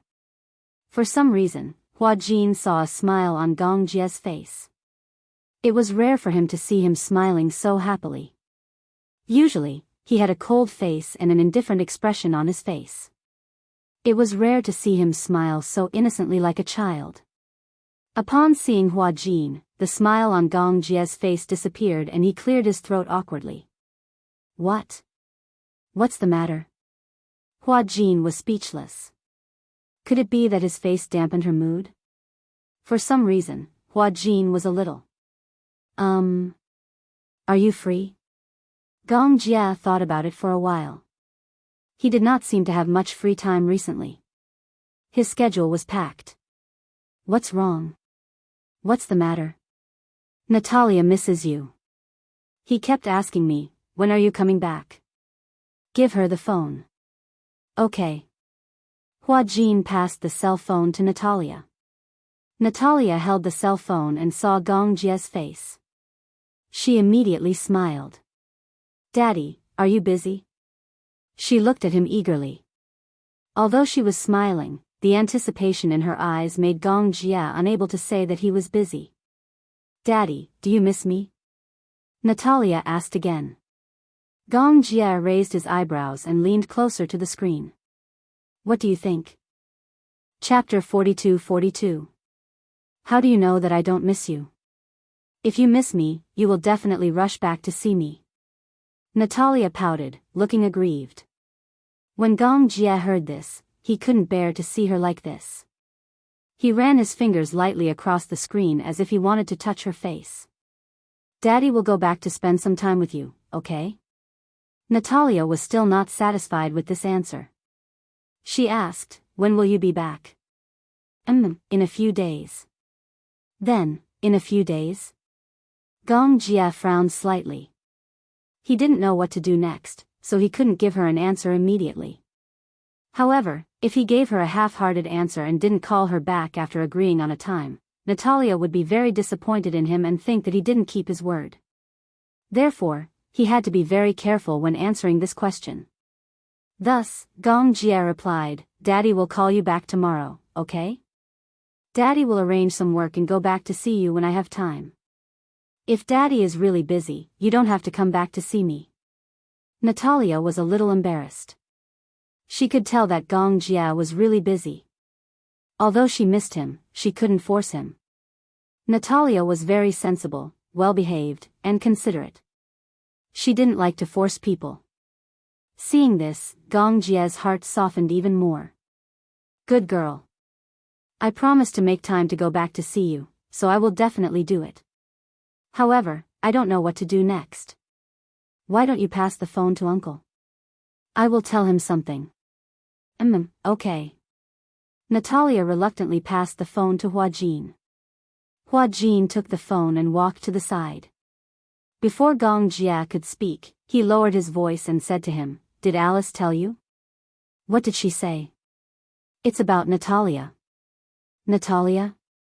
During this time, Alice hadn't contacted him. Who was Natalia? Noticing the confusion in his eyes, Hua Jin realized that Gong Jia probably didn't know about this. Alice suspects that Natalia's personality has already appeared. However, Alice said that Natalia's personality is very dangerous. She even knows how to hypnotize people. Therefore, Natalia is in danger. Danger? I might as well say that she is a dangerous person to us. She is like a ticking time bomb. We don't know when she will explode, but we don't know if she will explode. Gong Jia frowned and said immediately, Alice didn't mention this to me. I think she is too suspicious. Hua Jin paused for a moment and said, I've been under a lot of pressure recently. It's not that I'm scared, but I'm worried that I won't be able to take good care of Natalia. After all, I have no experience in taking care of patients, and my reaction is always half a beat slower. Don't worry, there's no need to be so stressed. Just pay more attention to her condition. I believe that with Alice around, the situation won't get out of control. I will arrange my work as soon as possible and try to return to China as soon as possible. Because Alice was by Natalia's side, Gong Jia wasn't very worried at first. However, when he heard Hua Jin's words, he realized that things might not be so simple. Chapter 42-43. Hua Jin nodded. For some reason, when Gong Jia promised that he would arrange it as soon as possible and return to see Natalia, Hua Jin felt inexplicably relieved. The name Gong Jia seemed to signify an absolute sense of security and reliability. Hua Jin put away his phone and walked in front of Natalia. Under her expectant gaze, he smiled and said, "Daddy will arrange for work as soon as possible and return to accompany you, Are you happy?" Natalia was so happy that she stepped on the waves. "Uncle Hua Jin, I feel so lucky to have met Daddy and you." Natalia didn't know why, but she felt extremely emotional. She suddenly jumped off the swing, ran in front of him, and gave him a big hug. "I love you." Perhaps it was because she grew up in the West, but Natalia knew how to express love. Hua Jin was stunned. He didn't expect Natalia to give him such a warm hug. It seemed to be the first time she hugged him so actively. He was overjoyed. He also squatted down and hugged her tightly. "I love you too." "Yeah." Natalia blinked and suddenly thought of something. She lowered her voice and asked softly, "Then, if I make a mistake, will you and Daddy not want me anymore?" "How can that be?"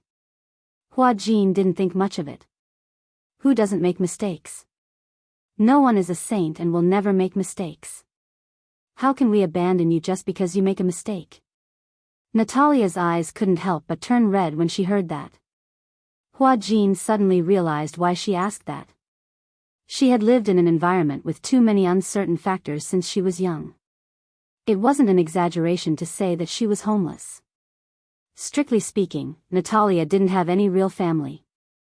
At first, when Gong Jie said that he wanted to adopt her, she didn't think much of it. She had a feeling that this family wouldn't last for long. She didn't have much confidence in the concept of home and happiness. Therefore, she felt uneasy and cautious. She even deliberately distanced herself from him because she was afraid that once she put her feelings into it, she would be sad once they were separated. "Then it's a promise." Natalia carefully extended her pinky. Her eyes sparkled as she moved closer to Hua Jin and pouted. "Pinky promise. From now on, we're a family. No matter what, let's never be separated, okay?" After spending so much time together, Natalia realized how warm it was to have a family, even though they had been living together peacefully. It was this long-lasting warmth that made Natalia even more dependent on Hua Jin. The more he felt warmth, the more he felt that this warmth was precious and the more he wanted to cherish it. Especially today, after the phone call with Gong Jie and learning of her needs, he immediately arranged for work and flew back to accompany her. It made her feel like she was being treasured. Therefore, she also wanted to cherish it and open her heart to let Hua Jin and Gong Jie live in her heart. Hua Jin reached out his pinky and gently hooked it with hers. His lips curled into a smile, revealing his pearly white teeth. "I promise you." Natalia looked at him and smiled. Chapter 42-44. She was grateful to Hua Jin and Gong Jie for giving her such a family, even though such a family seemed to be different from other children's families. Everyone else had a mother and a father. It was a pity that her family didn't seem to be such a combination. Natalia leaned into his embrace and suddenly asked curiously, "If I call him Daddy, what should I call you?" "Uncle."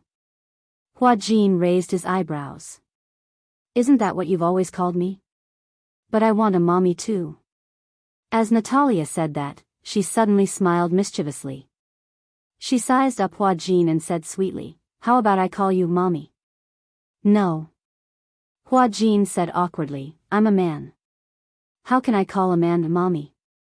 That's how you address a woman. But, you're prettier than most women." Natalia blinked, but her expression was sincere. Hua Jin was speechless. That, he couldn't deny it. He was indeed prettier than most women. "But that's not a reason for you to call me Mommy." Haha. Natalia didn't care. She kept calling him Mommy. Hua Jin corrected her, but it didn't work. Finally, under Natalia's coaxing and pestering, he nodded. "You're not allowed to call me that outside." "Then what should I call you?" Hua Jin was also confused. "That's right." Hua Jin suddenly said, "How about you call me Daddy too?" After a pause, he felt a little guilty. "Are you willing to call me that?" "I'm willing. But..." But what if you're both here? Natalia didn't say it clearly, but Hua Jin understood what she meant. She meant that if Hua Jin and Gong Jia were both present, wouldn't it be easy to confuse them if they both called him Daddy? How about this? Natalia said, I'll call Gong Jia Daddy Jia, and you Daddy Jin. Pfft, Hua Jin suddenly laughed. It sounded as if he and Gong Jia were a couple. It felt weird. In foreign countries, many gays and lesbians formed marriage families, and their adopted children were called that. If outsiders heard it, they would misunderstand that he and Gong Jia were a couple. Daddy Jin, Daddy Jin. It sounds nice when you call me that. After spending so much time together, she was no longer as cold and distant as she was when they had first met. This question stumped Natalia. She mumbled, I like both of them. Hua Jin asked again, if he and I both fell into the sea, who would you save first? Natalia furrowed her brows. I don't know how to swim. If I save you, I'll die too. Ha ha ha. Hua Jin was amused by her serious answer. What I mean is, if you know how to swim, then I'll definitely save you first. Why? Because Daddy Jia knows how to swim. Natalia looked troubled. Chapter 42-45. I'll tell you a secret, okay? Natalia said seriously. What secret? Actually, I have an older sister. Natalia hesitated for a long time before deciding to tell him the secret. Hua Jin's expression changed instantly. Shoo, this is a secret. Don't tell anyone else, or else my sister will be angry. What's your sister's name? Natalia said. Actually, it feels weird to say that she's my sister because other than me, no one else has seen her. I feel that she's more like another me. You can see her? Probably. Hua Jin was a little confused by her tone. Why did she sound so uncertain? So, can I see her or not? Does it count if I see her in my dreams? In your dreams? I feel that she can control my body. Do you know about the crystal ball? Hua Jin vaguely sensed that he might be able to find some clues about Natalia from Natalia's mouth. Hence, he listened to her attentively. That crystal ball was a gift from my sister, Natalia. Gift? Natalia nestled in his arms and recalled. Actually, the first time I saw her was a long time ago. At that time, I couldn't sleep well. I would have many dreams, very strange dreams. Many times, I couldn't even tell which was reality and which was a dream. So, she gave me that crystal ball and said that as long as I hugged it to sleep at night, I would be able to sleep well. At least, I wouldn't have those strange dreams anymore. Crystal ball? Could it be, Natalia had hinted to Natalia that hugging the crystal ball would allow her to sleep well. Was she actually using the crystal ball to control Natalia? Natalia might have been controlled by Natalia because of the crystal ball? This seemed to be a very important clue. I see, Hua Jin probed. Do you have to hug the crystal ball to sleep every night? Yes, sometimes I forget, but if I do, I'll have a lot of strange dreams at night. However, if I hold the crystal ball, sometimes I feel like I have slept for several days, and I feel very tired when I wake up. I see, actually, I'm very curious. Natalia frowned and turned to look at Hua Jin. Pursing her lips, she hesitated for a long time before finally asking the question that had been bothering her for a long time. None of you can see Natalia, can you? Hua Jin didn't say anything. He just shook his head subconsciously. I feel that Natalia is very bad. Very bad? Yes, she told me not to trust anyone, including you and Daddy. So, in the beginning, I was always wary of you, but slowly, I found that you were very good to me, very gentle, just like family. I wanted to get close to you, but every time I wanted to get close to you, she would stop me. How strange, she always seems to be able to see through my heart. Then why do you think she's bad? Because. Chapter 42-46. Natalia is like a demon living in my heart. For some reason, this sentence sent a chill down Hua Jin's spine. Did she really say that? In the study, Alice was playing with a fountain pen. Hua Jin sat across from her, deep in thought. Outside the window, it was already late at night. Natalia had already fallen asleep. When Alice returned home, Hua Jin told her everything, no matter how big or small, about what had happened. Alice was surprised to hear it. Wait a minute. My mind is a bit messed up. Alice frowned. She decided to connect the clues and reorganize her thoughts. Hua Jin sat quietly on the side. He did not say anything, afraid that he would interrupt her thoughts. Can I understand it this way? Alice said seriously. Natalia controlled Natalia through the crystal ball. She could even decide when she could control this body and when she could let Natalia control this body. I think so too. But, then, what is Natalia's purpose? Alice could not figure it out when Hua Jin mentioned it. She had been thinking about Natalia's purpose and motive, but she could not figure it out. Hua Jin opened his mouth, wanting to say something, but he did not dare to do so. Alice obviously sensed that he had something to say, so she encouraged him. What do you think? I think my idea might be a bit ridiculous. I'm afraid that you will laugh at me if I say it out loud. Even if it's authoritative science, there are many ridiculous possibilities. In real life, there are too many ridiculous things. Why don't you tell me about it? Maybe it's an important idea. Don't you think that it's suspicious that Professor Romanka allowed us to adopt Natalia so easily? Alice was suddenly stunned when she heard that. A white light flashed across her mind. What do you mean?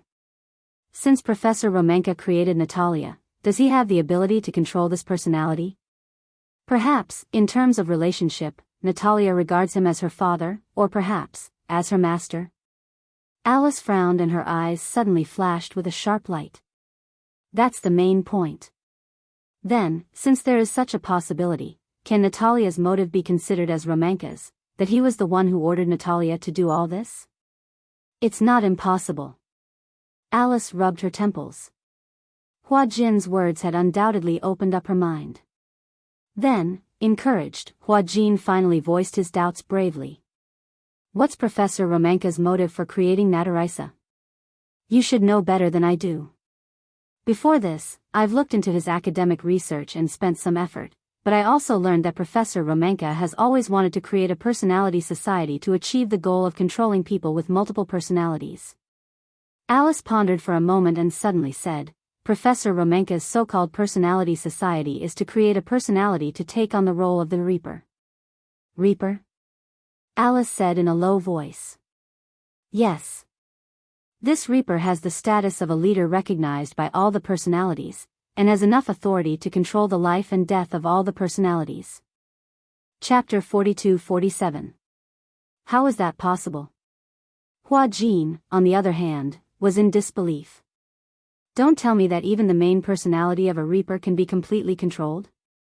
It's not to the extent of being controlled. However, it's hard to completely rule out this possibility. That's equivalent to not saying anything. Hua Jin said again, it's like a doctor telling a cancer patient, there's a chance of curing the disease, but it doesn't rule out the possibility of not being able to survive. I've already said that even the most authoritative science doesn't have absolute conclusions.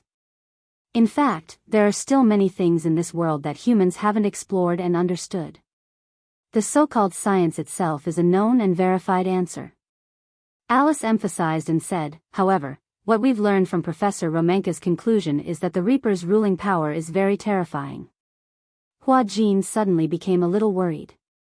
It can't be that the main personality can be killed, right?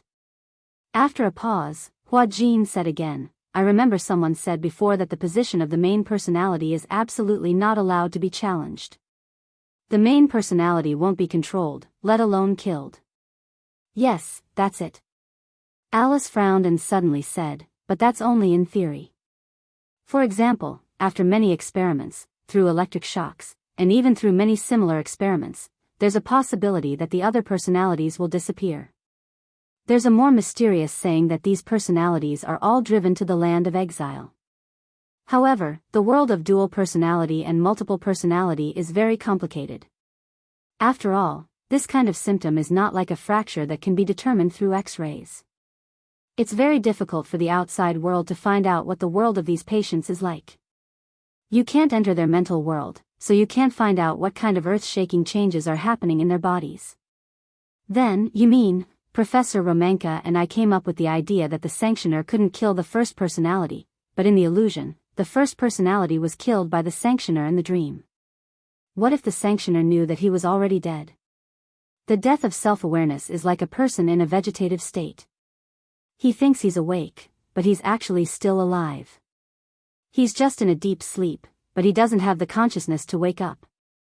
Perhaps such a deep sleep is not far from death. Hua Jin was confused, but he finally understood what she meant. It was nothing more than. For example, if the Reaper split from Natalia's body, then in the dream or in the illusion, the Reaper killed the first personality. Then, if the first personality thinks that he's dead and doesn't realize that he's only dead in the dream, then an endless deep sleep is no different from death. Do you know? Alice said seriously, if Gong Fan doesn't take the initiative to release Yu Yu in his consciousness, perhaps, Yu Yu would still be trapped in the endless seal. Hua Jin could not help sucking in a breath of cold air. Chapter 42-48. Then, let me ask you a question. Hua Jin asked seriously, can both Yu Yu and Gong Fan's personalities be preserved at the same time? Alice was stunned when she heard this. Why do you ask? You said that with Yu Yu's current body, bearing two personalities is a huge burden. His mental strength can't support it at all. However, whether it's Shishir, Xiaoyi Chen, or even Yue Yao, they all have feelings for Gong Fan. Under such circumstances, if Gong Fan's personality is erased, it won't be a good ending for anyone. Alice frowned helplessly. This is indeed a tricky matter. However, I've already contacted other experts in this field some time ago. When the time comes, we'll discuss it together. After all, I'm alone. With my ability, there might be many limitations. However, if everyone thinks of a way together, we won't be completely helpless. Okay. Hua Jin stood up and said to Alice, I'll go check on Natalia and see if she's asleep. Okay. Hua Jin went to Natalia's room. At that moment, the wall lamp in the room was still switched off. Natalia was very afraid of the dark. Sometimes, when she couldn't fall asleep, she would sleep with the lights on. Usually, Hua Jin would come to her room to check on her before going to bed. If the lights were still on, he would turn them off. Gradually, Hua Jin realized that she didn't like to turn off the lights. Every day, before going to bed, he would come to check on her. This had also become his habit. As he walked into the room, he was surrounded by warmth. Hua Jin walked to the bed and sat by it for a while. He didn't know why, but when he looked down at Natalia's sleeping face, he unconsciously fell into a trance. Natalia slept very quietly. Her eyes were closed, and her eyelashes were long, thick, and slightly curled. Her fair skin was crystal clear, as if it could be broken by the slightest breeze. Before this, he didn't even think that he would like children so much. He couldn't even imagine what it would be like to get married and have a family. Before this, he didn't even like children very much. He always felt that children were noisy. If he didn't teach them well and raised a naughty child, it would be even more of a headache. Nowadays, there were too many naughty children. Some of them were brought up because their parents didn't discipline them well, while others were brought up because their parents didn't have the time. Hua Jin had been having a headache. This was because he had never had a good family since he was a child. He had been through a lot of hardships growing up, and it was not easy for him to become sensible. He was really worried that he would not be able to give his future children a happy family. This was because he did not have a happy family since he was young. Thus, he did not know what a healthy family was like. Due to an accident, he suddenly became a surrogate father and had a child. In the beginning, he had been caught off guard, but he had gradually gotten used to it. After that, he had completely treated Natalia as his own child, as if she was his own. It was also for this reason that he gradually understood Yunshusher's feelings. Perhaps, when they grew up and became parents, they would understand their parents' good intentions. Because of this, he hated his father and mother even more. However, that was the grudges of the previous generation. He didn't want to understand, nor did he want to participate. He only wanted to give Natalia a warm family as much as possible. That was all. Chapter 42-49. He only hoped that Natalia could grow up peacefully like other children and have a normal family. Hua Jin gently reached out and carefully touched her skin. When his fingertips touched her face, he accidentally brushed past her eyelashes. Even though she was asleep, the itchy mark made Natalia shiver. He quickly retracted his hand, afraid that he would wake her up.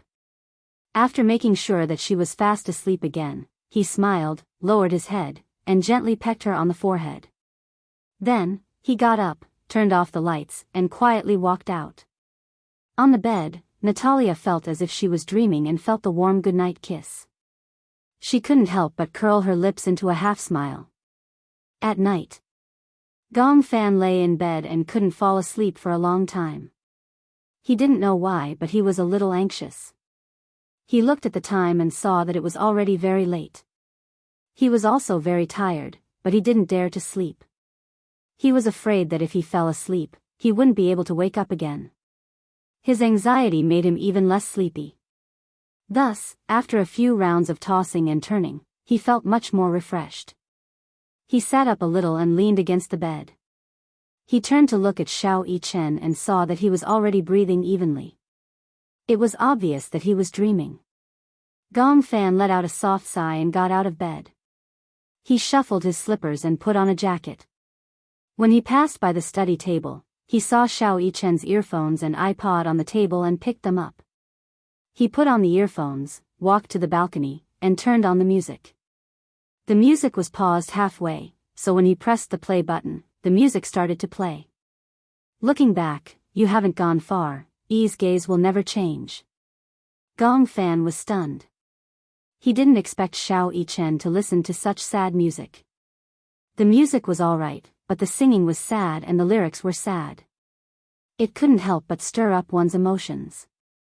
Gong Fan walked to the swing and sat up gently. He casually kicked it, and the swing started to sway slowly. The night breeze was gentle, and it was a little cold. He straightened his clothes and looked up at the moon in the sky. Indistinctly, he heard a suppressed sobbing sound. Gong Fan was shocked and shouted. He followed the sobbing sound and groped his way over. His footsteps were very light, so even when he walked to the other balcony, the sobbing did not stop because he was discovered. What should I do? Am I being too selfish? When Gong Fan heard Yunshusher's choked voice, his heart skipped a beat. He stood rooted to the ground, not daring to move. The balcony of the master bedroom was separated by a wall. On the balcony, Yunshusher leaned against the railing. She lowered her head and held her forehead in frustration. Mu Yaja comforted her tenderly. Don't think too much. If Yu sees you like this, she will feel even worse. What should I do? Yunshusher sobbed and said sadly, I can't bear to part with Gong Fan. My heart aches for this child. He has been carrying so much on his shoulders since he was young. Yu must have noticed my reluctance and heartache for Gong Fan, so he shouldered everything by himself. And I can't do anything to help.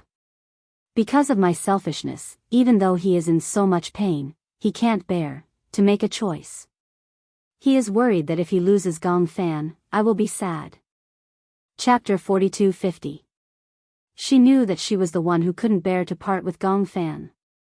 Yu could tell that she couldn't bear to part with him. That was why she had held on for so long. But now, she could tell that Yu's mental state was getting worse.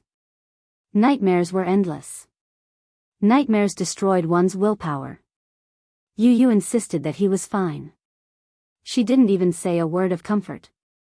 This wasn't something she wanted to see. She had imagined such a situation countless times. Yu and Gong Fan. She had to choose between them. But every time she thought of making a choice, she didn't dare to think about it anymore. It was this hesitation and indecisiveness that made Yu bear so much silently. There's no point in thinking so much now. I'm just thinking that whether it's Gong Fan or Yu, they are both our sons and we can't do without either of them. Maybe we don't have this condition now, but maybe in the future, in the near future, we will have this condition and you won't be in such a difficult position. When Yun Shushu heard this, she couldn't bear it anymore. Even if the body can bear it, the mind will never be able to bear it, right? If it were you, would you be willing to share a body with the other personality? Mu Yaja didn't say anything. Of course, he wasn't willing. It wasn't because he was selfish. It was because both personalities would suffer because of this. No one wanted to fall asleep tonight, only to wake up half a month later. Even if it was the same person, two personalities would never be able to fit together 100%. No matter how advanced the medical technology is, there's no way to save Yu and Gong Fan, unless Gong Fan exists in another body. After a pause, Yun Shushu calmed down a little. She gripped the railing tightly and said sadly, I don't want Yu to interfere with his decision because of me. You mean? Yun Shushu was silent for a long time. With tears in her eyes, she looked up at the hazy moon in the sky, but when she thought of the decision she had to make next, she closed her eyes sadly and cried. Yu is an independent person. He should have his own thoughts and shouldn't be unable to make a decision because of my concerns. So, she choked on her sobs for a long time. The broken words in her mouth could not be strung together into a coherent sentence. It was obvious how much pain she was in. Her back was stiff like a rock. If I really have to make a decision, Yun Shushu took a deep breath and said with difficulty, for Yu, I also want to give up Gong Fan. Even though the words were suppressed, they still reached Gong Fan's ears very clearly. He leaned against the wall and opened his eyes weakly. After a long while, he finally came to his senses and his eyes turned red. For Yu, I have to give up on Gong Fan. It was just a few words, but they were sharper than the tip of a knife. They pierced his heart mercilessly. Gong Fan pursed his lips tightly and didn't say a word. He stood silently in the shadows and hid himself. It was only when Mu Yaja comforted Yun Shushu and helped her back to the room that he finally found his breath. He finally took a step forward, but he almost stumbled and fell to the ground. Chapter 42:51. He sat on the bed in a daze. At that moment, Xiao Yichen was still sleeping soundly on the bed. He looked at Xiao Yichen with sincere envy. He envied Xiao Yichen for having a peaceful world. He didn't have to worry about not being able to appear again. He also didn't have to feel guilty, sad, or disappointed about being abandoned. Yes. Yun Shushu's words were obvious enough. For Yu, she was willing to give him up. In other words, if there was a medical method that could save Yu, she was willing to give him up. Between Yu and his Libra, she chose Yu. But what was wrong with that? After all, her feelings for Yu were not something he could compare to. But it was unfair. In fact, he had appeared a long time ago in this body. It was just that, Gong Fan felt indignant but helpless. Even so, even if he knew it was unfair, what could he fight for? He couldn't win. Gong Fan suddenly felt very sad. The thing that he had been afraid of had finally happened. He had always felt uneasy and insecure. Even if Yun Shushu tried her best to give him a sense of security, he still didn't feel safe. Now that he heard Yun Shushu's decision with his own ears, Gong Fan's entire world collapsed. He lay down on the bed and looked at the ceiling in a daze. His tears gradually stopped, but that kind of sadness was not something that tears could express. His heart was full of tears, but they couldn't flow anymore. The next day, Xiao Yichen realized that Gong Fan was depressed. He sat alone in a corner and ignored everyone who called him. It was just like when Gong Fan returned to the Mu family. He was cold and distant. No matter how patiently Yun Shushu talked to him, he either turned around and walked away or pretended not to hear her. Yun Shushu didn't know what had happened to make Gong Fan treat her so coldly. Xiao Yichen was also very surprised. Why did Gong Fan's attitude toward his family suddenly become so cold? For the next few days, Gong Fan was like this. Xiao Yichen could not hold it in any longer. He pulled Gong Fan into the room, and his cheeky smile was replaced by a serious expression. What's wrong with you recently? Gong Fan broke free from his restraints and glanced at him coldly. There was no emotion in his eyes. Since she had already given up on him, she might as well be cold to the end. If he treated them so coldly, they would also be disappointed in him and treat him coldly. In this way, if the day of separation really came, no matter who it was, they wouldn't be reluctant to leave and wouldn't feel sad. That was what he thought. However, his aloof attitude had undoubtedly infuriated little Yichen. Why aren't you talking? He was a little annoyed. Didn't you say that no matter what happened, you would never make mommy angry or sad? But look at what you've been doing these past few days. No matter how much mommy and I talk to you, you ignore us. Do you know that mommy's imagination will run wild and she will be very sad? This series of aggressive questioning made Gong Fan even angrier. He raised his eyes to look deeply at little Yichen and let out a sneer. Chapter 42-52. He was filled with anger, but he couldn't find a way to vent it. At this point, he still didn't want to make things clear. He didn't even want to vent his anger on Xiao Yichen, so he forcefully restrained himself. Gong Fan took a deep breath and turned to leave the room. When Xiao Yichen saw this, how could he allow him to leave without saying a word? Hence, he hurriedly reached out to grab him. You haven't answered me. Gong Fan returned to his senses expressionlessly and asked disapprovingly, Answer? What kind of answer do you want? When Xiao Yichen saw that his expression was still as cold as ice, he felt helpless. What's wrong with you? I just regret it. Regret? I shouldn't have come back in the first place, and I definitely shouldn't have let you wake up. That way, I could have occupied this body without any worries and wouldn't have to worry about competing with anyone. As he said this, Gong Fan angrily flung his hand away. He naturally thought that Xiao Yichen would naturally be on the same side as Yunshusher. He would probably choose to give up on him too. After all, compared to him, he would definitely prefer Yu. Xiao Yichen was probably one of the people who had given up on him, just like Yunshusher. As for him, he wasn't needed. What else was there to say to him? Gong Fan said resolutely, What I regret the most is treating you as my family. After saying this, he ignored the petrified Gong Fan and left indifferently. Xiao Yichen stood rooted to the ground for a long time, trembling in disbelief. He was angry that Gong Fan had let down his mommy's love. Mommy doted on him so much, but he had actually said such cruel words. Xiao Yichen didn't know what Gong Fan had experienced. He didn't even know that Gong Fan had eavesdropped on the conversation between Yunshusher and Mu Yaja yesterday. Hence, he only thought that Gong Fan had thoughts of betrayal. Was he planning to betray Yu and monopolize her body? Xiao Yichen reacted and quickly chased after him.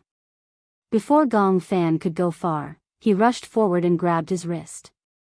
He shouted sternly, You're not allowed to leave. Speak clearly. Gong Fan was also stunned. He had never seen such a furious Xiao Yichen. He was like an enraged tyrannosaurus, glaring at him like a tiger eyeing its prey. I won't allow you to betray mommy and Yu. When Yunshusher heard Xiao Yichen's shout, she anxiously walked over with Yueyao in her arms. However, when she saw the two of them confronting each other, her eyes widened in shock. What happened? She asked, completely unaware of what had happened between the two of them. Xiao Yichen turned around. When he saw that it was Yunshusher, he snapped out of his rage and regained some rationality. Mommy, what happened? Yunshusher asked in surprise, why did the two of them quarrel? Xiao Yichen would never quarrel with Yu, much less with Gong Fan. From what he knew, Yu and Gong Fan were both his younger brothers, and he was the older brother. Hence, he thought that he had to give in to his two younger brothers and never quarrel with them. It was extremely rare for her to see Xiao Yichen so angry, and she had never seen him so angry with anyone. What happened? Chapter 42-53. Hence, when she saw Xiao Yichen flaring up at Gong Fan, she became even angrier and was determined to get to the bottom of the matter. However, in Gong Fan's eyes, this was undoubtedly charity. Xiao Yichen turned his face away awkwardly and refused to say anything. He didn't want Mommy to be disappointed in Gong Fan. If Mommy heard those words, she would definitely be very sad. Xiao Yichen was considerate and thus didn't want to say anything. Yun Shishir looked at Gong Fan again, but he turned his face away expressionlessly and looked coldly at the ground. Even though he was looking at the cold ground, he didn't want to look at her. What's wrong? Xiao Fan? Yun Shishir was a little confused. Looking at the two children turning their heads angrily without looking at each other, she didn't know what to do. Why was he treating her so coldly for no reason? Could it be that the children were more sensitive and realized that she had already made a decision in her heart? Mommy, don't talk to him anymore. Xiao Yichen snorted and said, I don't like him. I still like Yu the most. Yu is obedient, and gentle. He will never make Mommy sad. What's wrong with him? Nothing. Xiao Yichen still refused to say. Yun Shishir was anxious. The more he refused to say, the more she felt that the matter was serious. Gong Fan didn't say anything and turned to leave. Yun Shishir called out to him and walked in front of him. She held his shoulders and said uneasily, What's wrong with you? Why do I feel that you've been gloomy since early in the morning, as if you have a lot on your mind? What happened? Why don't you tell Mommy? Gong Fan finally looked at her, but at that moment, his eyes were filled with disappointment. He didn't know why, but he felt an inexplicable surge of emotions. He clenched his fists and held back his sobs. Pretending to be calm, he asked, If there comes a day when Mommy has to choose between you and me, I think Mommy must have made a choice. Yun Shishir was stunned when she heard that. She did not know why Gong Fan suddenly said that, but could it be that they had a telepathic reaction? Last night, because of her uneasiness and guilt, she couldn't get a good night's sleep. The next day, until Mu Yaja went to work, even though her eyes were closed, she wasn't in the mood to sleep. Uneasiness and guilt attacked her fiercely. She could even imagine how desperate this child who had wholeheartedly believed in her must have felt when she gave up on Gong Fan. When she thought of this, she felt as if her heart was being stabbed. However, even if she was reluctant, she had to make such a decision. However, for some unknown reason, why did Gong Fan also sense this matter? Yun Shishir's face was burning hot. At the side, Xiao Yichen was also stunned. He did not understand the connection between the two events. However, thinking that Yun Shishir would not make such a cruel decision, he said stubbornly, Are you kidding me? Don't you know what kind of person Mommy is? Even if there's only a 1 in a million chance, she will do her best to protect you. Whether it's you or you, Mommy will not give up easily. Chapter 42-54. For a moment, she could not hide the guilt she felt towards Gong Fan. Her eyes turned red. Gong Fan looked at her red eyes. His heart, which he thought was already made of stone, softened. He could not bear to force her or threaten her to change her decision. He had been given up, so he accepted being given up.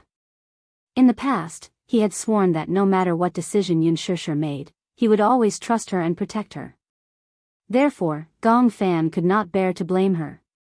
Especially after seeing her tears, he could not harden his heart to face her. However, since it was her decision, he silently accepted it. Gong Fan knew and could tell that Yun Shishir must have been in a lot of pain when she made this decision. She was hesitating, and even now, she was still hesitating.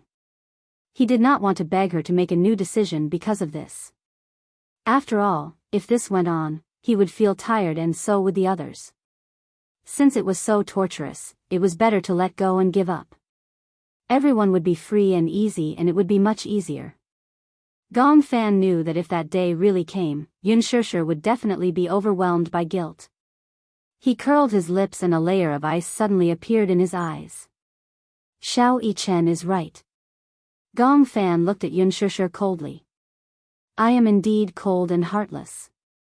However, How can you say that I betrayed you? In this world, the weak are prey to the strong. Similarly, although we have different personalities, we both have the right to occupy this body. When Yun Shusher heard this, she did not expect him to say such cold and cruel words. The weak are prey to the strong? Between me and him, whoever has the ability has the right to occupy this body. If he doesn't have the ability, he deserves to be reduced to ashes. Am I wrong? As Gong Fan spoke, the expression on his face became even colder. It's best that I disappear immediately. Otherwise, sooner or later, I will make you disappear. This body will truly belong to me. As he spoke, he turned around and was about to return to his room. Yun Shusher stood up in disbelief and stared at him in disbelief. Who instructed you to say these words? Orders? Gong Fan did not even turn his head as he said indifferently, no one instigated me. These are my words from the bottom of my heart. That's all. With that, he walked away, leaving Xiao Yichen and Yun Shusher looking at each other. When Gong Fan returned to his room and saw Yun Shusher and Xiao Yichen outside the door with a bang, Yun Shusher was still in a daze. She found it hard to believe that Gong Fan had said those words from the bottom of his heart. He wasn't sincere. What's going on? Why did he become like this? Yun Shusher shook her head. He's not Gong Fan. Gong Fan wouldn't do this to me. Mommy, calm down. Xiao Yichen also felt that there was something suspicious about this. Why did Gong Fan suddenly become so cold and indifferent in just one night? He even said such overboard words. What happened? Yun Shusher couldn't help but feel suspicious. Could it be that this is another personality that he has?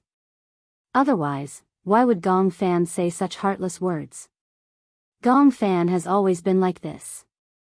Have you forgotten how he was when he first came back? To us, to you, to Daddy, and to Yueyao, he seemed to look at everyone with hatred, right? Chapter 42-55. That night, Gong Fan didn't come out to have dinner with everyone. Instead, he hid in his room alone. He had a very serious stomach problem. Yun Shusher had also reminded him about this. If he didn't eat on time, his stomach would hurt and it would be terrible. However, Gong Fan didn't want to come out. He locked himself in the dark room and curled up on the bed. He missed dinner time and his stomach was indeed in so much pain that it started to twitch. He clutched his stomach tightly, feeling cold all over. If he really decided to leave, since Yun Shusher had decided to give up on him, then he shouldn't be reluctant to leave. Be cold to the end. Let the coldness end everything. If he was cold to the end, the heartache would probably be less. Gong Fan turned over with difficulty and casually turned on the bedside lamp. He searched around the bedside table and as expected, he found a bottle of stomach pain medicine. Without the medicine, he chewed and swallowed the dregs. He returned to the bed and wrapped himself tightly with the blanket, shivering. Torture, like self-abuse, giving up. At the door, Yun Shusher paced back and forth at the door with the food that had been reheated 3 times. She looked at it anxiously but couldn't muster the courage to knock on the door. Mu Yaja saw that she kept pacing in front of Gong Fan's door and didn't even bother to eat. He felt helpless and didn't know whether to laugh or cry. He walked over and patted her shoulder gently. You haven't eaten yet. Eat first. However, Yun Shusher couldn't care less about eating. When she thought of Gong Fan's stomach problem, how could she care about herself? If he doesn't eat dinner, his stomach will definitely hurt. However, I've been standing at the door for a long time and haven't heard any movement. Could it be that his stomach is hurting and he's enduring it and unwilling to tell me? Yun Shusher rubbed her forehead in frustration and her eyes turned red again. Why is he like this? He was fine yesterday, but he suddenly changed today.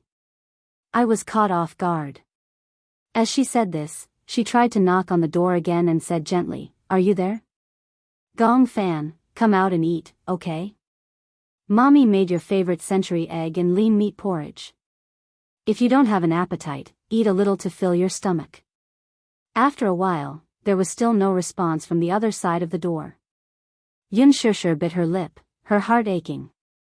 Xiao Yichen couldn't take it anymore. He pushed Yun Shishir aside and slammed the door with his fist. Gong Fan, come out and eat. Do you hear me? He couldn't bear to see Yun Shishir being wronged like this, especially when she had brought out her sincerity, yet he had abandoned her. He was not qualified. However, even though he knocked on the door loudly, there was no response from inside at all. Was he completely ignoring them? Xiao Yichen was instantly enraged. Ignoring Yun Shishir's attempts to stop him, he lifted his leg and kicked the door open. His violence shocked Yun Shishir. She rushed in behind him and saw that Xiao Yichen had just turned on the lights and saw a figure curled up under the blankets on the bed. Xiao Yichen, who was originally in a rage, saw a bulging figure under the messy blankets. He walked over suspiciously and lifted the blankets. However, he saw Gong Fan hugging his arms and his body curled up like a shrimp. His forehead was covered in beads of cold sweat. Beads of sweat were dripping down from his temples. His pajamas were also drenched in cold sweat. Chapter 42-56. What's going on? Xiao Yichen was shocked. Yun Shishir and Mu Yaja surrounded him anxiously. Amidst the panic, Mu Yaja was sharper. He saw the painkillers on the bedside table and immediately said, "Could it be that his stomach is hurting again? His face is so pale. Could it be that he has low blood sugar?" Yun Shishir said again, "After all, he hasn't eaten for a day. Maybe his blood sugar is low." Xiao Yichen couldn't care less. He bent down slightly, put his hands around the back of Gong Fan's neck and knees, and carried him up. "Let's go to the hospital," Xiao Yichen said and hurried out of the door. Even though he was also extremely frightened, he immediately made a decision in his moment of desperation. Mu Yaja and Yun Shishir looked at each other and immediately walked toward the garage, at the hospital. Gong Fan was hurriedly sent to the emergency room. The three of them waited nervously outside the door for a long time before the door of the emergency room finally opened. The doctor removed his mask and walked out with a serious expression. When Yun Shishir saw him, she immediately went up to him worriedly and blocked his way. "Doctor, how is he?" The doctor glanced at her and asked, "Are you the child's family?" Before Yun Shishir could answer, he glanced at Xiao Yichen behind Yun Shishir. Seeing that he looked exactly like Gong Fan, he understood. "Fortunately, you sent him here in time. The child is suffering from acute morphine poisoning. It's probably caused by accidentally taking too many painkillers. We've already pumped his stomach to induce vomiting. If he was sent here any later, I'm afraid that the child would suffer from respiratory failure due to the morphine poisoning. The consequences would be unimaginable." Morphine poisoning. When Yun Shishir heard this, she couldn't help but feel a chill run down her spine. If Xiao Yichen hadn't barged in, perhaps Gong Fan would have suffered from respiratory failure due to the morphine poisoning. And all of this, they didn't know about it. Yun Shishir lamented over Xiao Yichen's violent barging. If it hadn't been for him, perhaps Gong Fan would have been in deep trouble. Why did this child take so many painkillers? The doctor wondered if Gong Fan had suicidal tendencies. Yun Shishir knew what he was suspecting and answered, "He probably took painkillers because he has a serious stomach problem. In the past, when he took medicine, I was the one who was supervising him. The dosage was strict. This time, we weren't by his side. He threw a tantrum and refused to eat his stomach, so he took the medicine, and his stomach on the pain. Like this." The doctor's tone was. "You're a parent is too. This kind of dangerous medicine should be kept by the parents themselves. How can it be placed in a place where children can easily touch it?" Yun Shishir pursed her lips and lowered her head. She accepted the doctor's criticism guiltily. In fact, the doctor thought that Gong Fan was as childish as an ordinary child. Actually, only Yun Shishir knew that Gong Fan knew that he could not take too much medicine. The big problem was that it was too painful this time. He had given up on himself and swallowed a lot at once. However, he did not know the consequences and almost caused such a disaster. "You're too irresponsible as a parent." You put the medicine where the child can see it. If he didn't know, he would have taken it all at once. Now that you've sent him back, I'm afraid there's nothing you can do to save him. Chapter 42:57. Mu Yaja looked a little unhappy. When he saw Yun Shusher lowering her head and apologizing sincerely, he couldn't help but feel sorry for her and pulled her into his arms. We'll be careful next time. How's the child? He quickly changed the topic. The doctor stopped there and heaved a sigh of relief. He's been saved, but he has to be hospitalized for a few days. This child doesn't seem to have a good constitution and needs to be taken care of carefully. He'll be transferred to the ward soon. You guys can watch over him in the ward. Okay. Soon, Gong Fan was pushed out of the emergency room and transferred to the intensive care unit. Yun Shusher came to the ward and saw Gong Fan lying on the bed with a pale face. There was no trace of blood on his face. His eyes were tightly shut and his hands were slightly curled. He was motionless and lifeless. Just by looking at it, she felt as if a knife was being twisted in her heart. How did he become like this? Yun Shusher casually pulled a stool by the bed and sat down. Her heart ached as she held Gong Fan's cold hand. In his coma, Gong Fan seemed to realize this warm touch and couldn't help but hold her hand, unwilling to let go of this warmth. Yun Shusher's heart ached even more. How did he become like this? What exactly happened to Gong Fan's body? Mu Yaja and Xiao Yichen stood at the door, not daring to disturb her. Now, Gong Fan was on an 4 drip and Yun Shusher was guarding him without moving. When Xiao Yichen saw this, he said to Mu Yaja, "Tonight, I'll stay here and watch over brother." "Daddy, do you want to go home first? You have to wake up early tomorrow morning." "How can I go to work in peace in this situation?" Mu Yaja laughed helplessly. Even though he usually looked deep and didn't seem to care much about Gong Fan, he was still his son after all. It was just that compared to a mother's love, a father's love had always been as deep as a mountain. He said, "I've applied for leave tomorrow. Today, I'll stay in the ward to accompany you. Why don't I send you back and rest early?" Xiao Yichen frowned and said honestly, "I can't sleep peacefully with little brother like this." "Then stay here and accompany them." Mu Yaja patted his head. "Go and get some hot water." "Oh, got it." Xiao Yichen briskly picked up 2 bottles of hot water and walked to the boiling room. Mu Yaja walked over to Yun Shusher's side, gently held her shoulders, and squeezed them. Yun Shusher looked up at him. "Don't worry. Since the doctor said that he'll be fine, there's nothing to worry about. I keep having the feeling that he has something on his mind, but he doesn't tell me." After Mu Yaja heard this, he suddenly lowered his voice and asked, "Could it be that he accidentally heard the conversation outside yesterday?" Yun Shusher turned pale with fright. "How is that possible? Other than that, I can't think of any other possibilities. Perhaps he couldn't sleep in the middle of the night and accidentally overheard our conversation in the back garden. Who knows? Could it be?" Yun Shusher couldn't help but shudder at the thought of it.